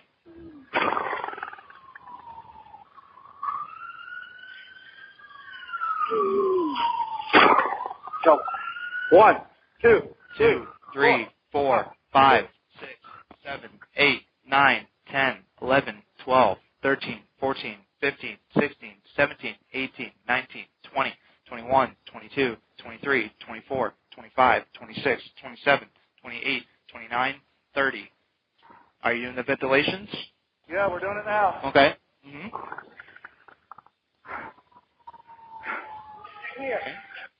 Take over the compressions, Joe. All right. Okay. Let me know when you're ready for compressions. 2 hands. 3, 4, 4, 5, 6, 7, 8, 9, 10, 11, 12, 13, 14, 15, 16, 17, 18, 19, 20, 21. I'm sorry? Keep going. 5, 6, Yep. 7, 8, 9, 10. 11, 12, 13, 14, 15, 16, 17, 18, 19, 20, 21, 22, 23, 24, 25, 26, 27, 28, 29, 30. Oh, somebody. Do you see the units coming towards you?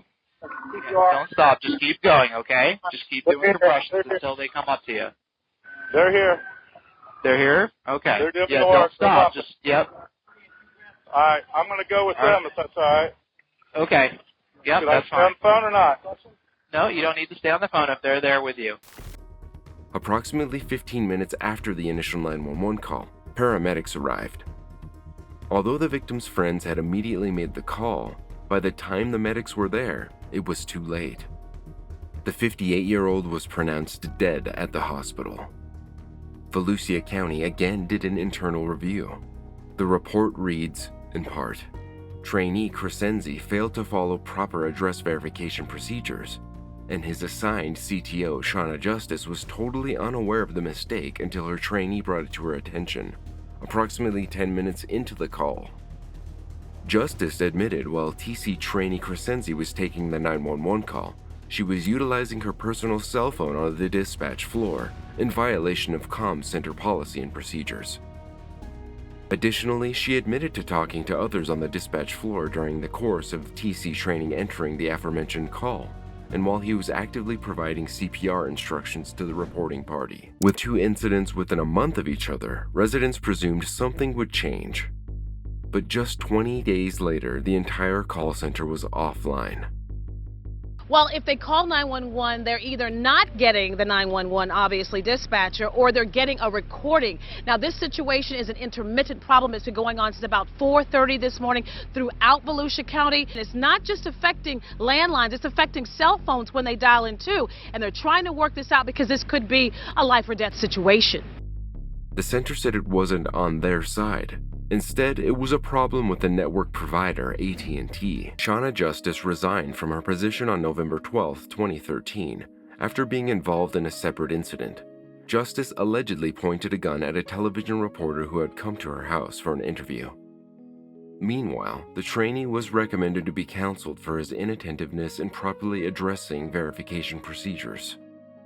In response to the incident, Ormond Beach city officials implemented several initiatives to improve 911 communications for park and sports complex locations, including installing 68 signs with correct addresses and updating dispatcher location files.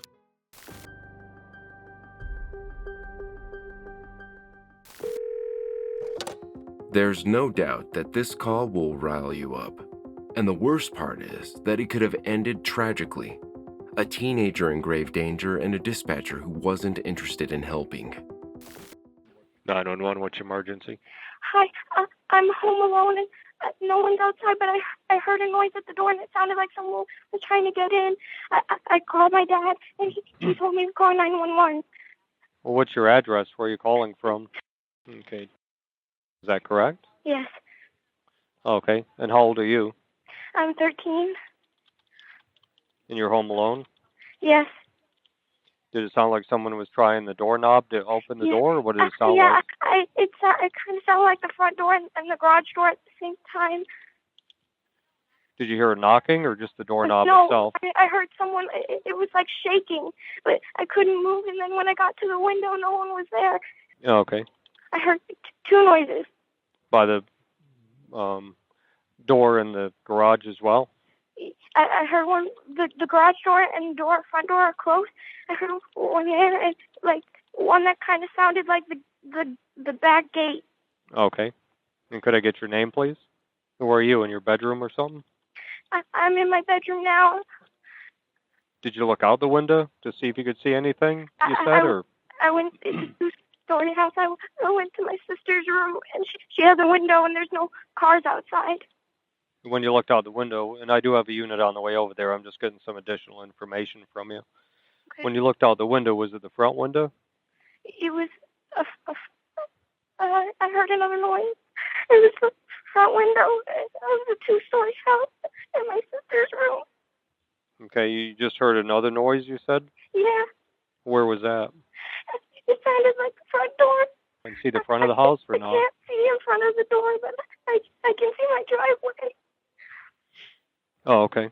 You can't see anybody from where you're looking? There's no cars. Where do I go? Well, you can stay where you're at. I got a unit on the way to you. It's just going to take them a couple minutes to get there. Okay. So, what I would suggest is just, I mean, the doors are locked, so you're going to stay in your room? Yeah. I mean, I don't need to keep you on the phone the whole time because it's going to take the units a couple minutes to get there. Okay. If you see anything or anything changes, just give me a call back, but I'll have the unit contact you there at the house. Okay. Okay. Okay. All right. If anything changes, call me back. Okay. All right. Thank you. Bye. Bye. A 13-year-old girl, who was home alone, called because she believed someone was trying to break into her home. But only about 4 minutes later, the dispatcher ended the conversation before deputies arrived. When deputies arrived, they found no suspects or signs that someone was trying to break in. But her parents made a complaint, which has prompted the sheriff's office to review call handling procedures. Officials said the dispatcher was a sheriff's deputy filling in as a 911 operator, but he had been trained and was certified to do the job. The dispatcher was reprimanded, and the shocking actions led to the Volusia County Sheriff apologizing to the family directly. Spokesman Gary Davidson said, "We didn't handle the call in the best possible way. Hopefully something like this doesn't happen again."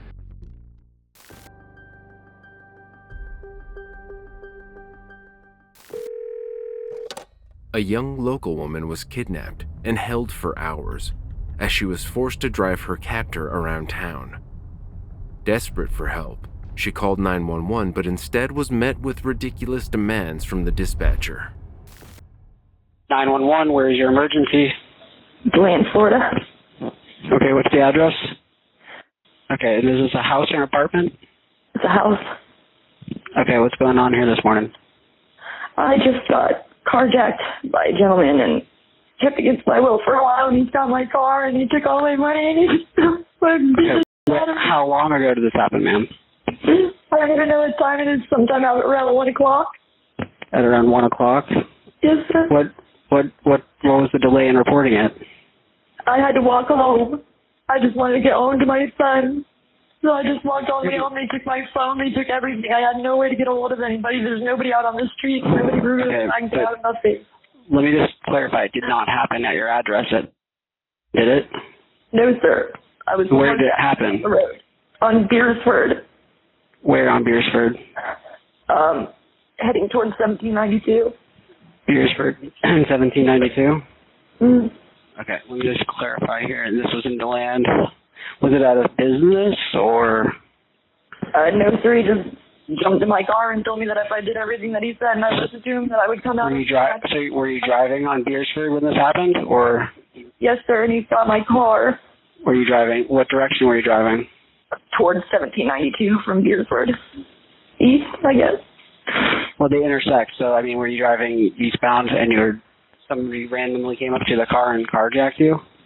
I stopped at the four-way sign and I didn't see him. He just jumped in my car. Okay, let me made me drive around for a while. Were you in the process of driving home, or? I was heading to the store to get some cigarettes. What store? Whichever one was open. I'm new to DeLand. I'm not familiar with the area. Okay, so you were traveling eastbound on East Beersford Avenue towards 1792 at approximately 1 a.m. And when you were stopped at the intersection there, that's when you were carjacked? Yes, sir. Okay, and you're calling now? Yes, sir. Correct? Okay. Because this happened in the city, well, I just have to clarify something for you. Because this happened in the city of DeLand, it would actually be investigated by the DeLand Police Department. You live in a county area of DeLand, so the DeLand Police Department won't respond out to meet with you to take a report. You're going to have to respond to DeLand to meet with a unit, the city limits. Do you have transportation? Do you have transportation to meet with the unit? They just took my car. They just took my car. Is somebody else with you there? Do they have a vehicle?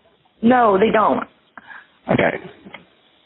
The closest area for the city limits is at the intersection of Beersford and 15A.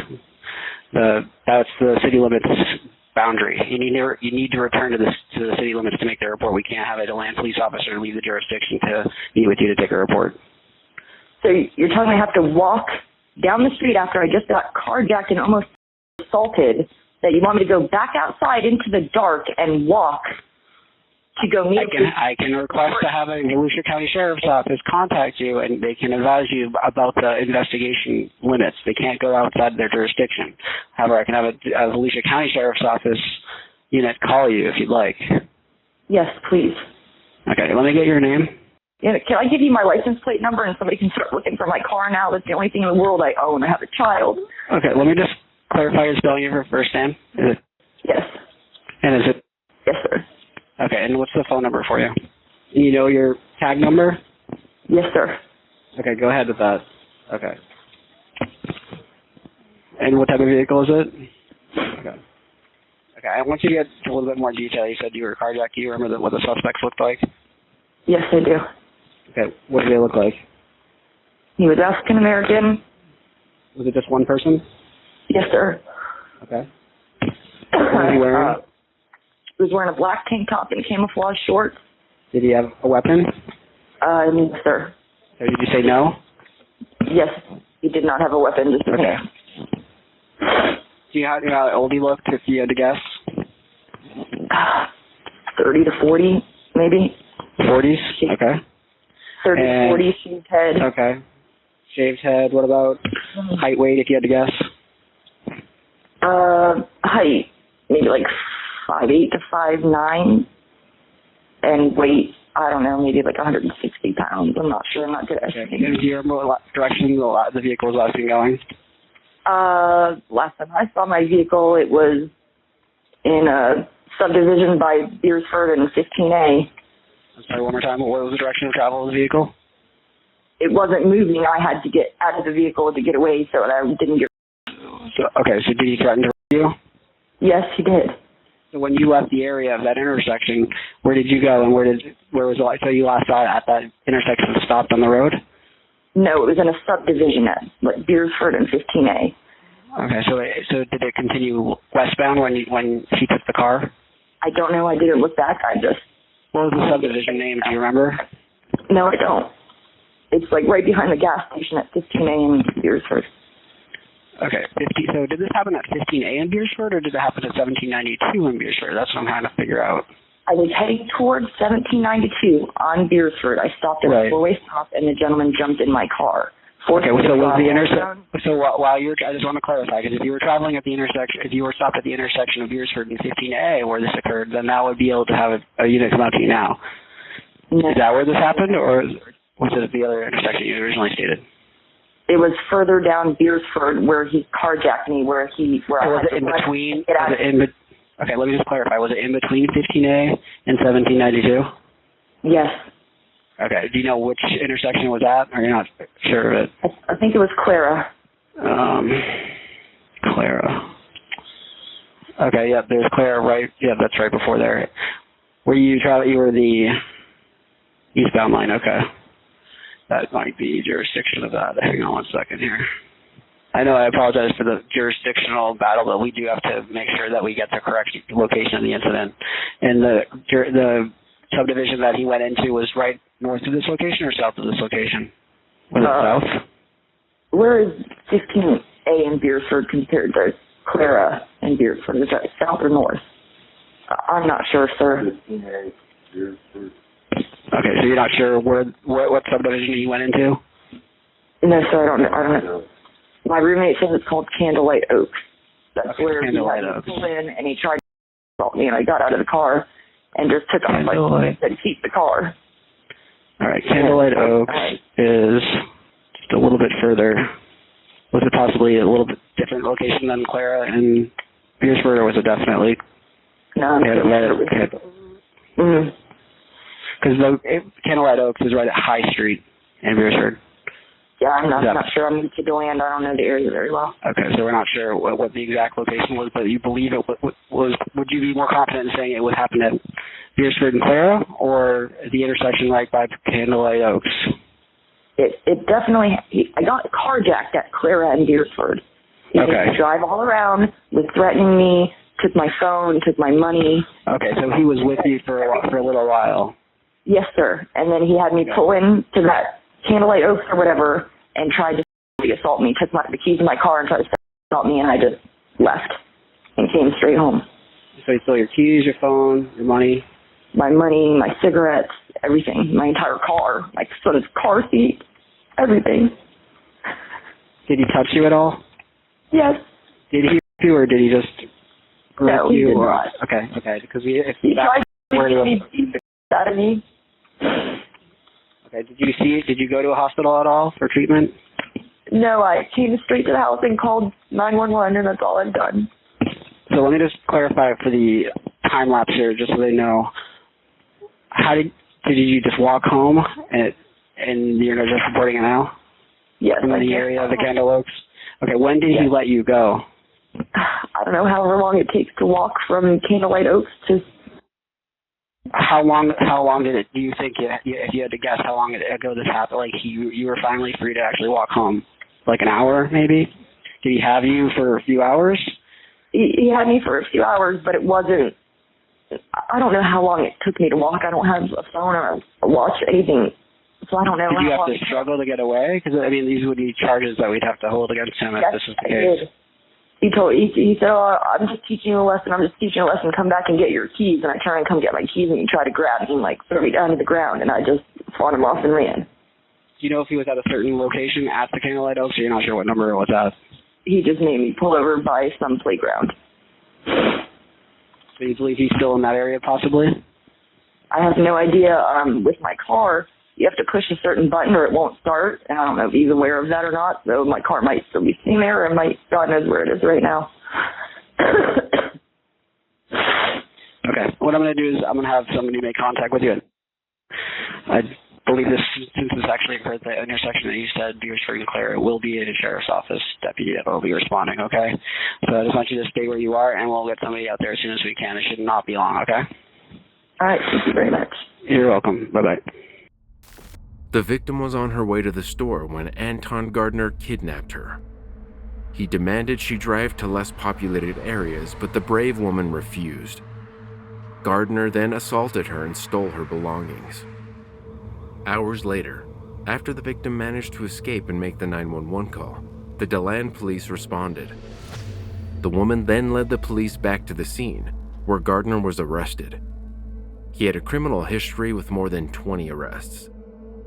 The incident led to an internal review of the 911 call handling by the Volusia County Sheriff's Office. The outcome of the review wasn't made public.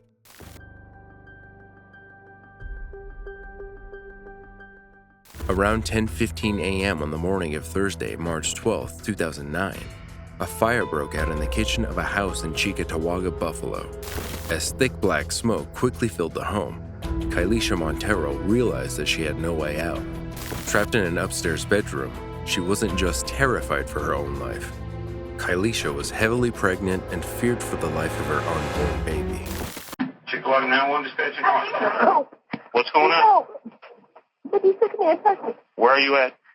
56 man Tucket. Where are you at? 56 Nantucket. What's the problem there? It's a fire. I'm pregnant.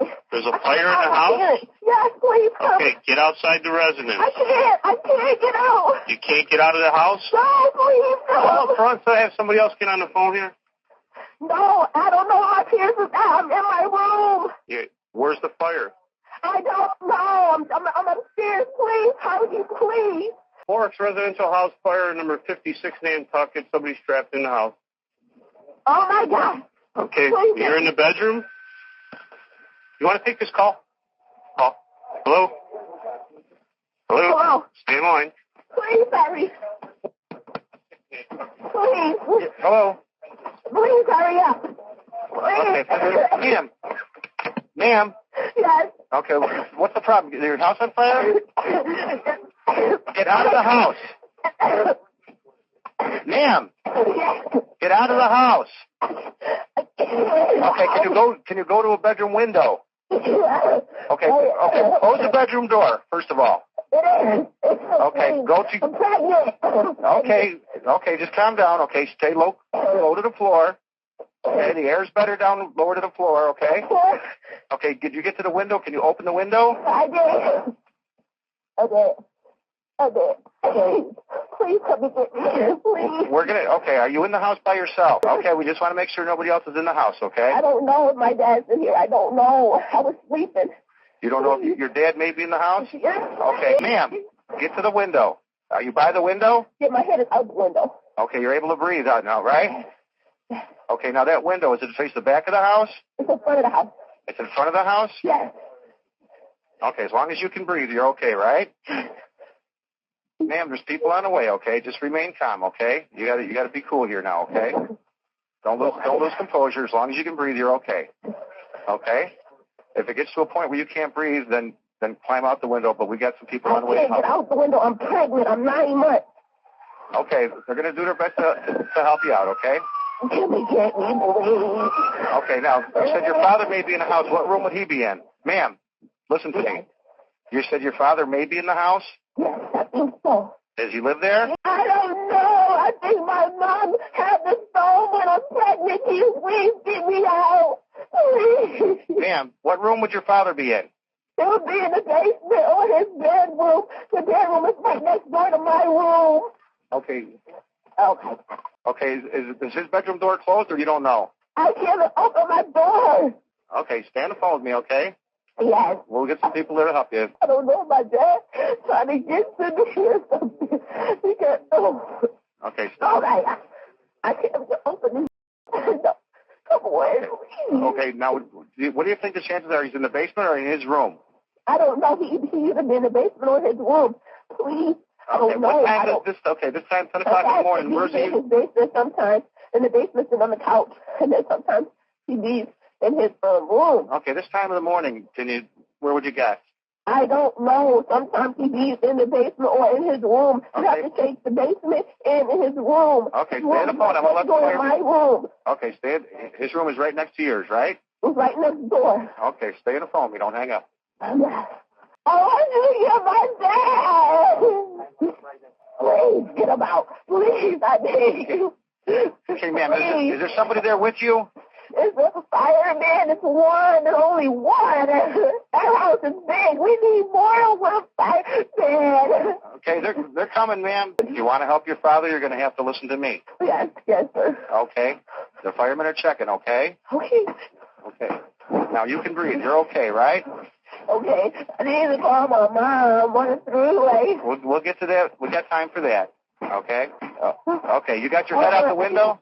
Huh? Do you have your head out the window? Oh, yeah. Yeah, I got my head out the window because there's smoke blowing in my throat. Okay, as long as you can breathe. Will you be able to fit out that window? No, I can't. I'm pregnant. I can't even climb to the window. Okay. Ma'am, do you know where the fire started? Okay. Are the firemen there with you? I'm pregnant. I'm 9 months. Get me out of here. How? Assistant Chief Kurt Spieler of Forks Fire District 3 was the first responder to arrive at the house. Upon seeing Kylisha at the window, he got into full protective gear and entered the burning building. Inside, the visibility was near zero, and the 12-year-old volunteer firefighter was quickly forced to the floor by thick smoke. But luck was on his side. His childhood friend had lived just down the street in a house with the same layout, so he knew exactly where to find the stairs. Spieler passed the kitchen, which by this time was an inferno, and made his way up to the stairway. Once upstairs, the brave 29-year-old wasted no time in finding the trapped woman. He helped her escape the house and then went back into the blaze to look for her father. Thankfully, the woman's father wasn't home at the time, but the family's pet dog was. Firefighter Spieler got the dog out of the fire, but unfortunately it didn't survive. At the 102nd Annual Southwestern Association of Volunteer Firemen's Convention in Belmont, firefighter Kurt Spieler received a standing ovation when he was awarded with the Fireman of the Year award for his brave rescue of the 9-month pregnant woman.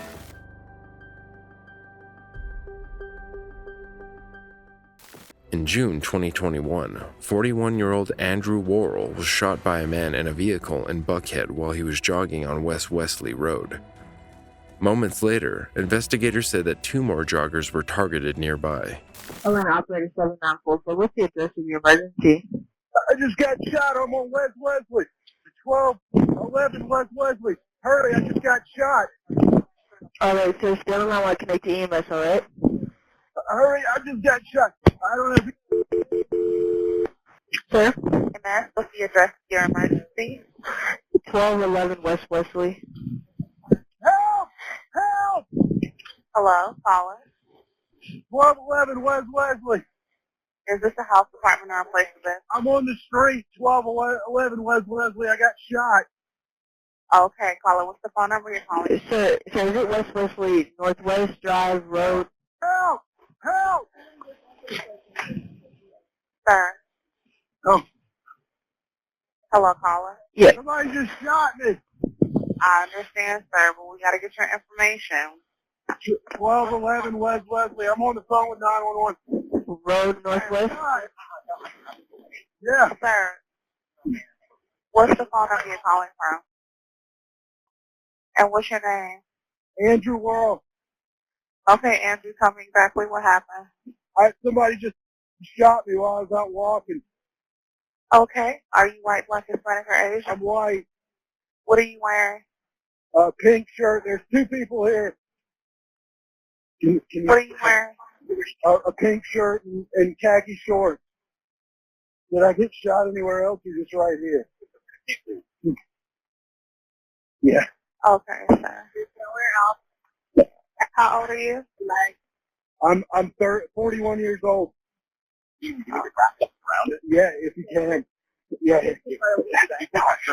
Yeah, I'm hurting now.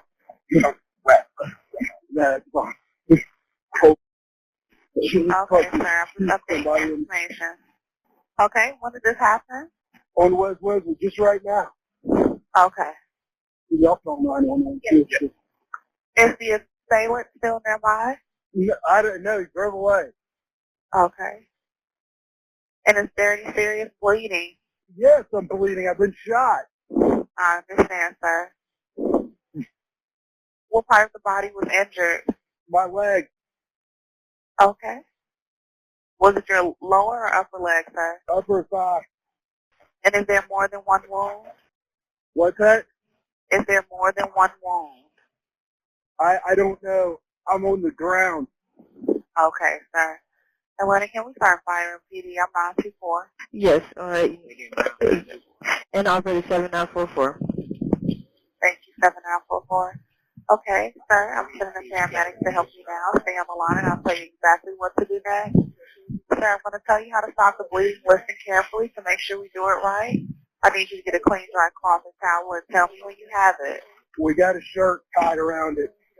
Okay, now place it right on the wound and press down firmly. Don't lift it up to look. Without lifting the cloth, please tell me if the bleeding is under control now. I can't tell, ma'am. I understand, sir. Can you? That's my wife. Sir, is there someone else there that Andrew Wall. so that we can make sure we get the bleeding under control? Andrew? Yes, ma'am. Is there someone else there that I can speak with to make sure I'm getting this bleeding under control? Hi, sorry, he's on the ground. Take a break for a second. I understand, sir. Thank you for taking the phone. Okay, we need to see if this bleeding under control. He did advise that you guys had something wrapped around his leg. Is the bleeding under control? It does. I mean, he's definitely bleeding, but not too bad. And he's got we've got something wrapped around it. I see a cop coming now. Okay. 1 second. If it keeps bleeding, hold on. The officer seems to be coming. We've got something wrapped around it. The bleeding doesn't look out of control. I'm sure it's like. Okay. Well, let me know if PD gets right next to him, okay? Okay, yeah, we've got him right here. Here comes. We got 2 officers responding now. Okay, great. Help is on the way from now on. Don't have him to eat anything or. What's that? No, I don't know. Drove away. Don't worry, look. There's a silver car. All right, do you still need us on the phone? Yes, sir. Okay, we've got 2 officers here. Okay, I'm going to let them take over, okay? Thank you, sir. Andrew Worrell had been jogging on West Wesley Road in Buckhead when a man drove by and began shooting from his car. 2 bullets pierced Worrell's body in the hip and thigh, and he hastily called 911. Worrell was taken to Grady Memorial Hospital and was lucky enough to leave the following day as his injuries were not as severe as initially suspected. According to authorities, the shooting was allegedly part of a violent spree that also included shooting at joggers and ended with a car crash that left a man seriously injured. Moments after Worrell was taken to hospital, investigators said 2 more joggers were targeted nearby in the 800 block of West Wesley Road. Police confirmed that no one was hit by gunfire at the second scene, but thanks to witnesses, authorities were able to obtain a description of the suspect's silver sedan. Nearly 3 hours later, officers received a call to the Collier Ridge Apartments along Noble Creek Drive. There, investigators discovered a man who had reportedly been intentionally run over by a vehicle while taking out his trash. Using ballistic evidence, police could deduce that the suspect that ran over the civilian had been the same suspect from the earlier shootings. The victim was pinned between the suspect's vehicle and his own and was rushed to the hospital in critical condition. The suspect, who was later identified as 22-year-old Galen Newsom, was arrested at the crash scene. Police said the suspect may have been suffering from some kind of mental health breakdown and was reportedly diagnosed with multiple mental health conditions after his arrest. Martha Correa with the Public Defender's Office said Newsom's mental health may have played a factor in what happened. Still, Lamar Rhodes, with the Fulton County DA's office, urged Fulton County Judge Ashley Osby not to honor the public defender's request for bond. stating that letting the man out of prison was risking the safety of the community of Buckhead. Newsom was denied bond and remains in prison until his trial.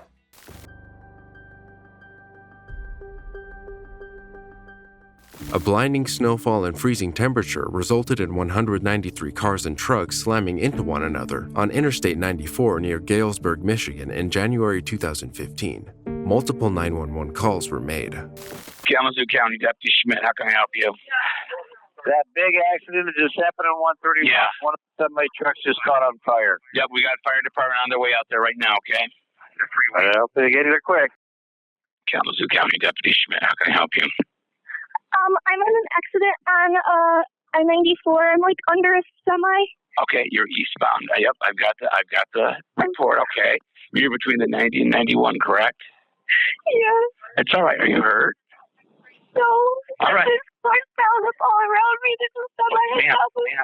Ma'am, I need you to stay calm for me, okay? You're not hurt, and that's all we care about, okay? Everything else can be replaced in this world except for you guys, okay? All right. So I know you're upset.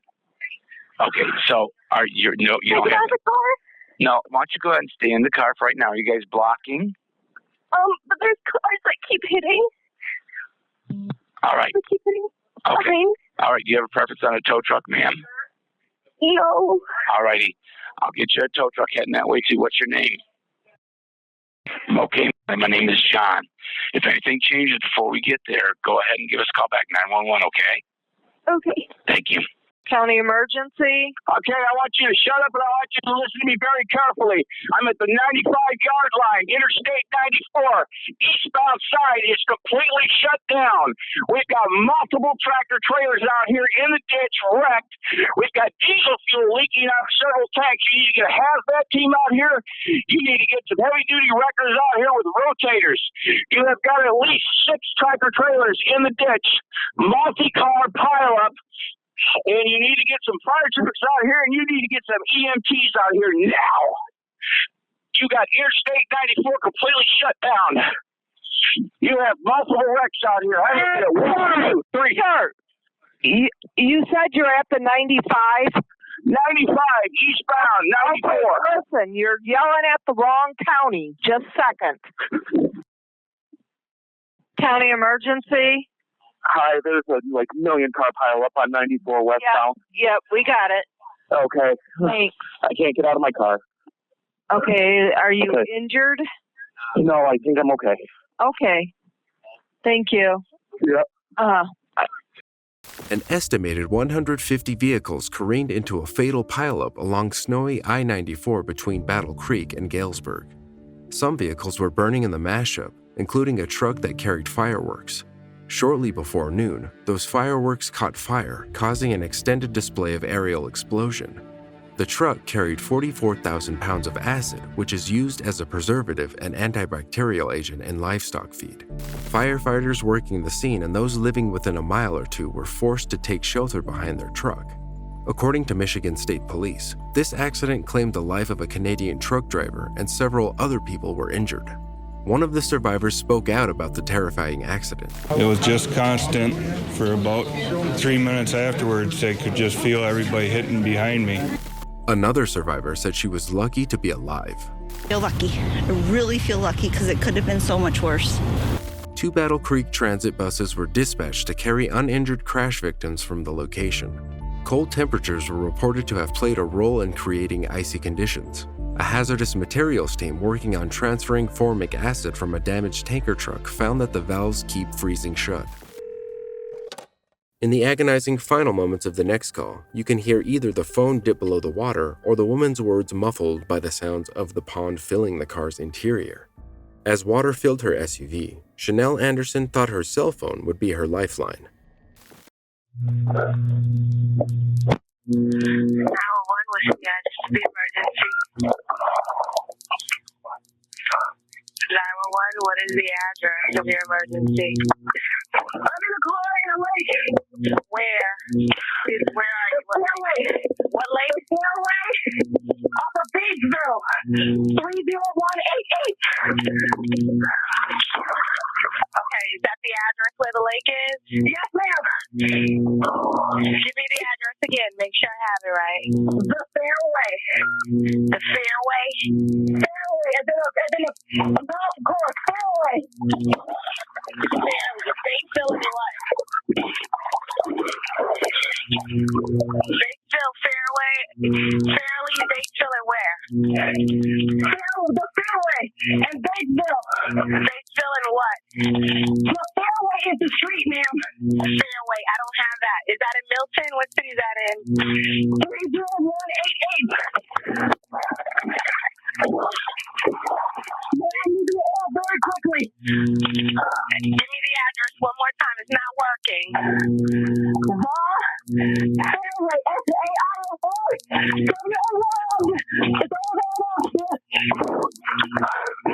Put the phone in your ear. Okay, I need to use it.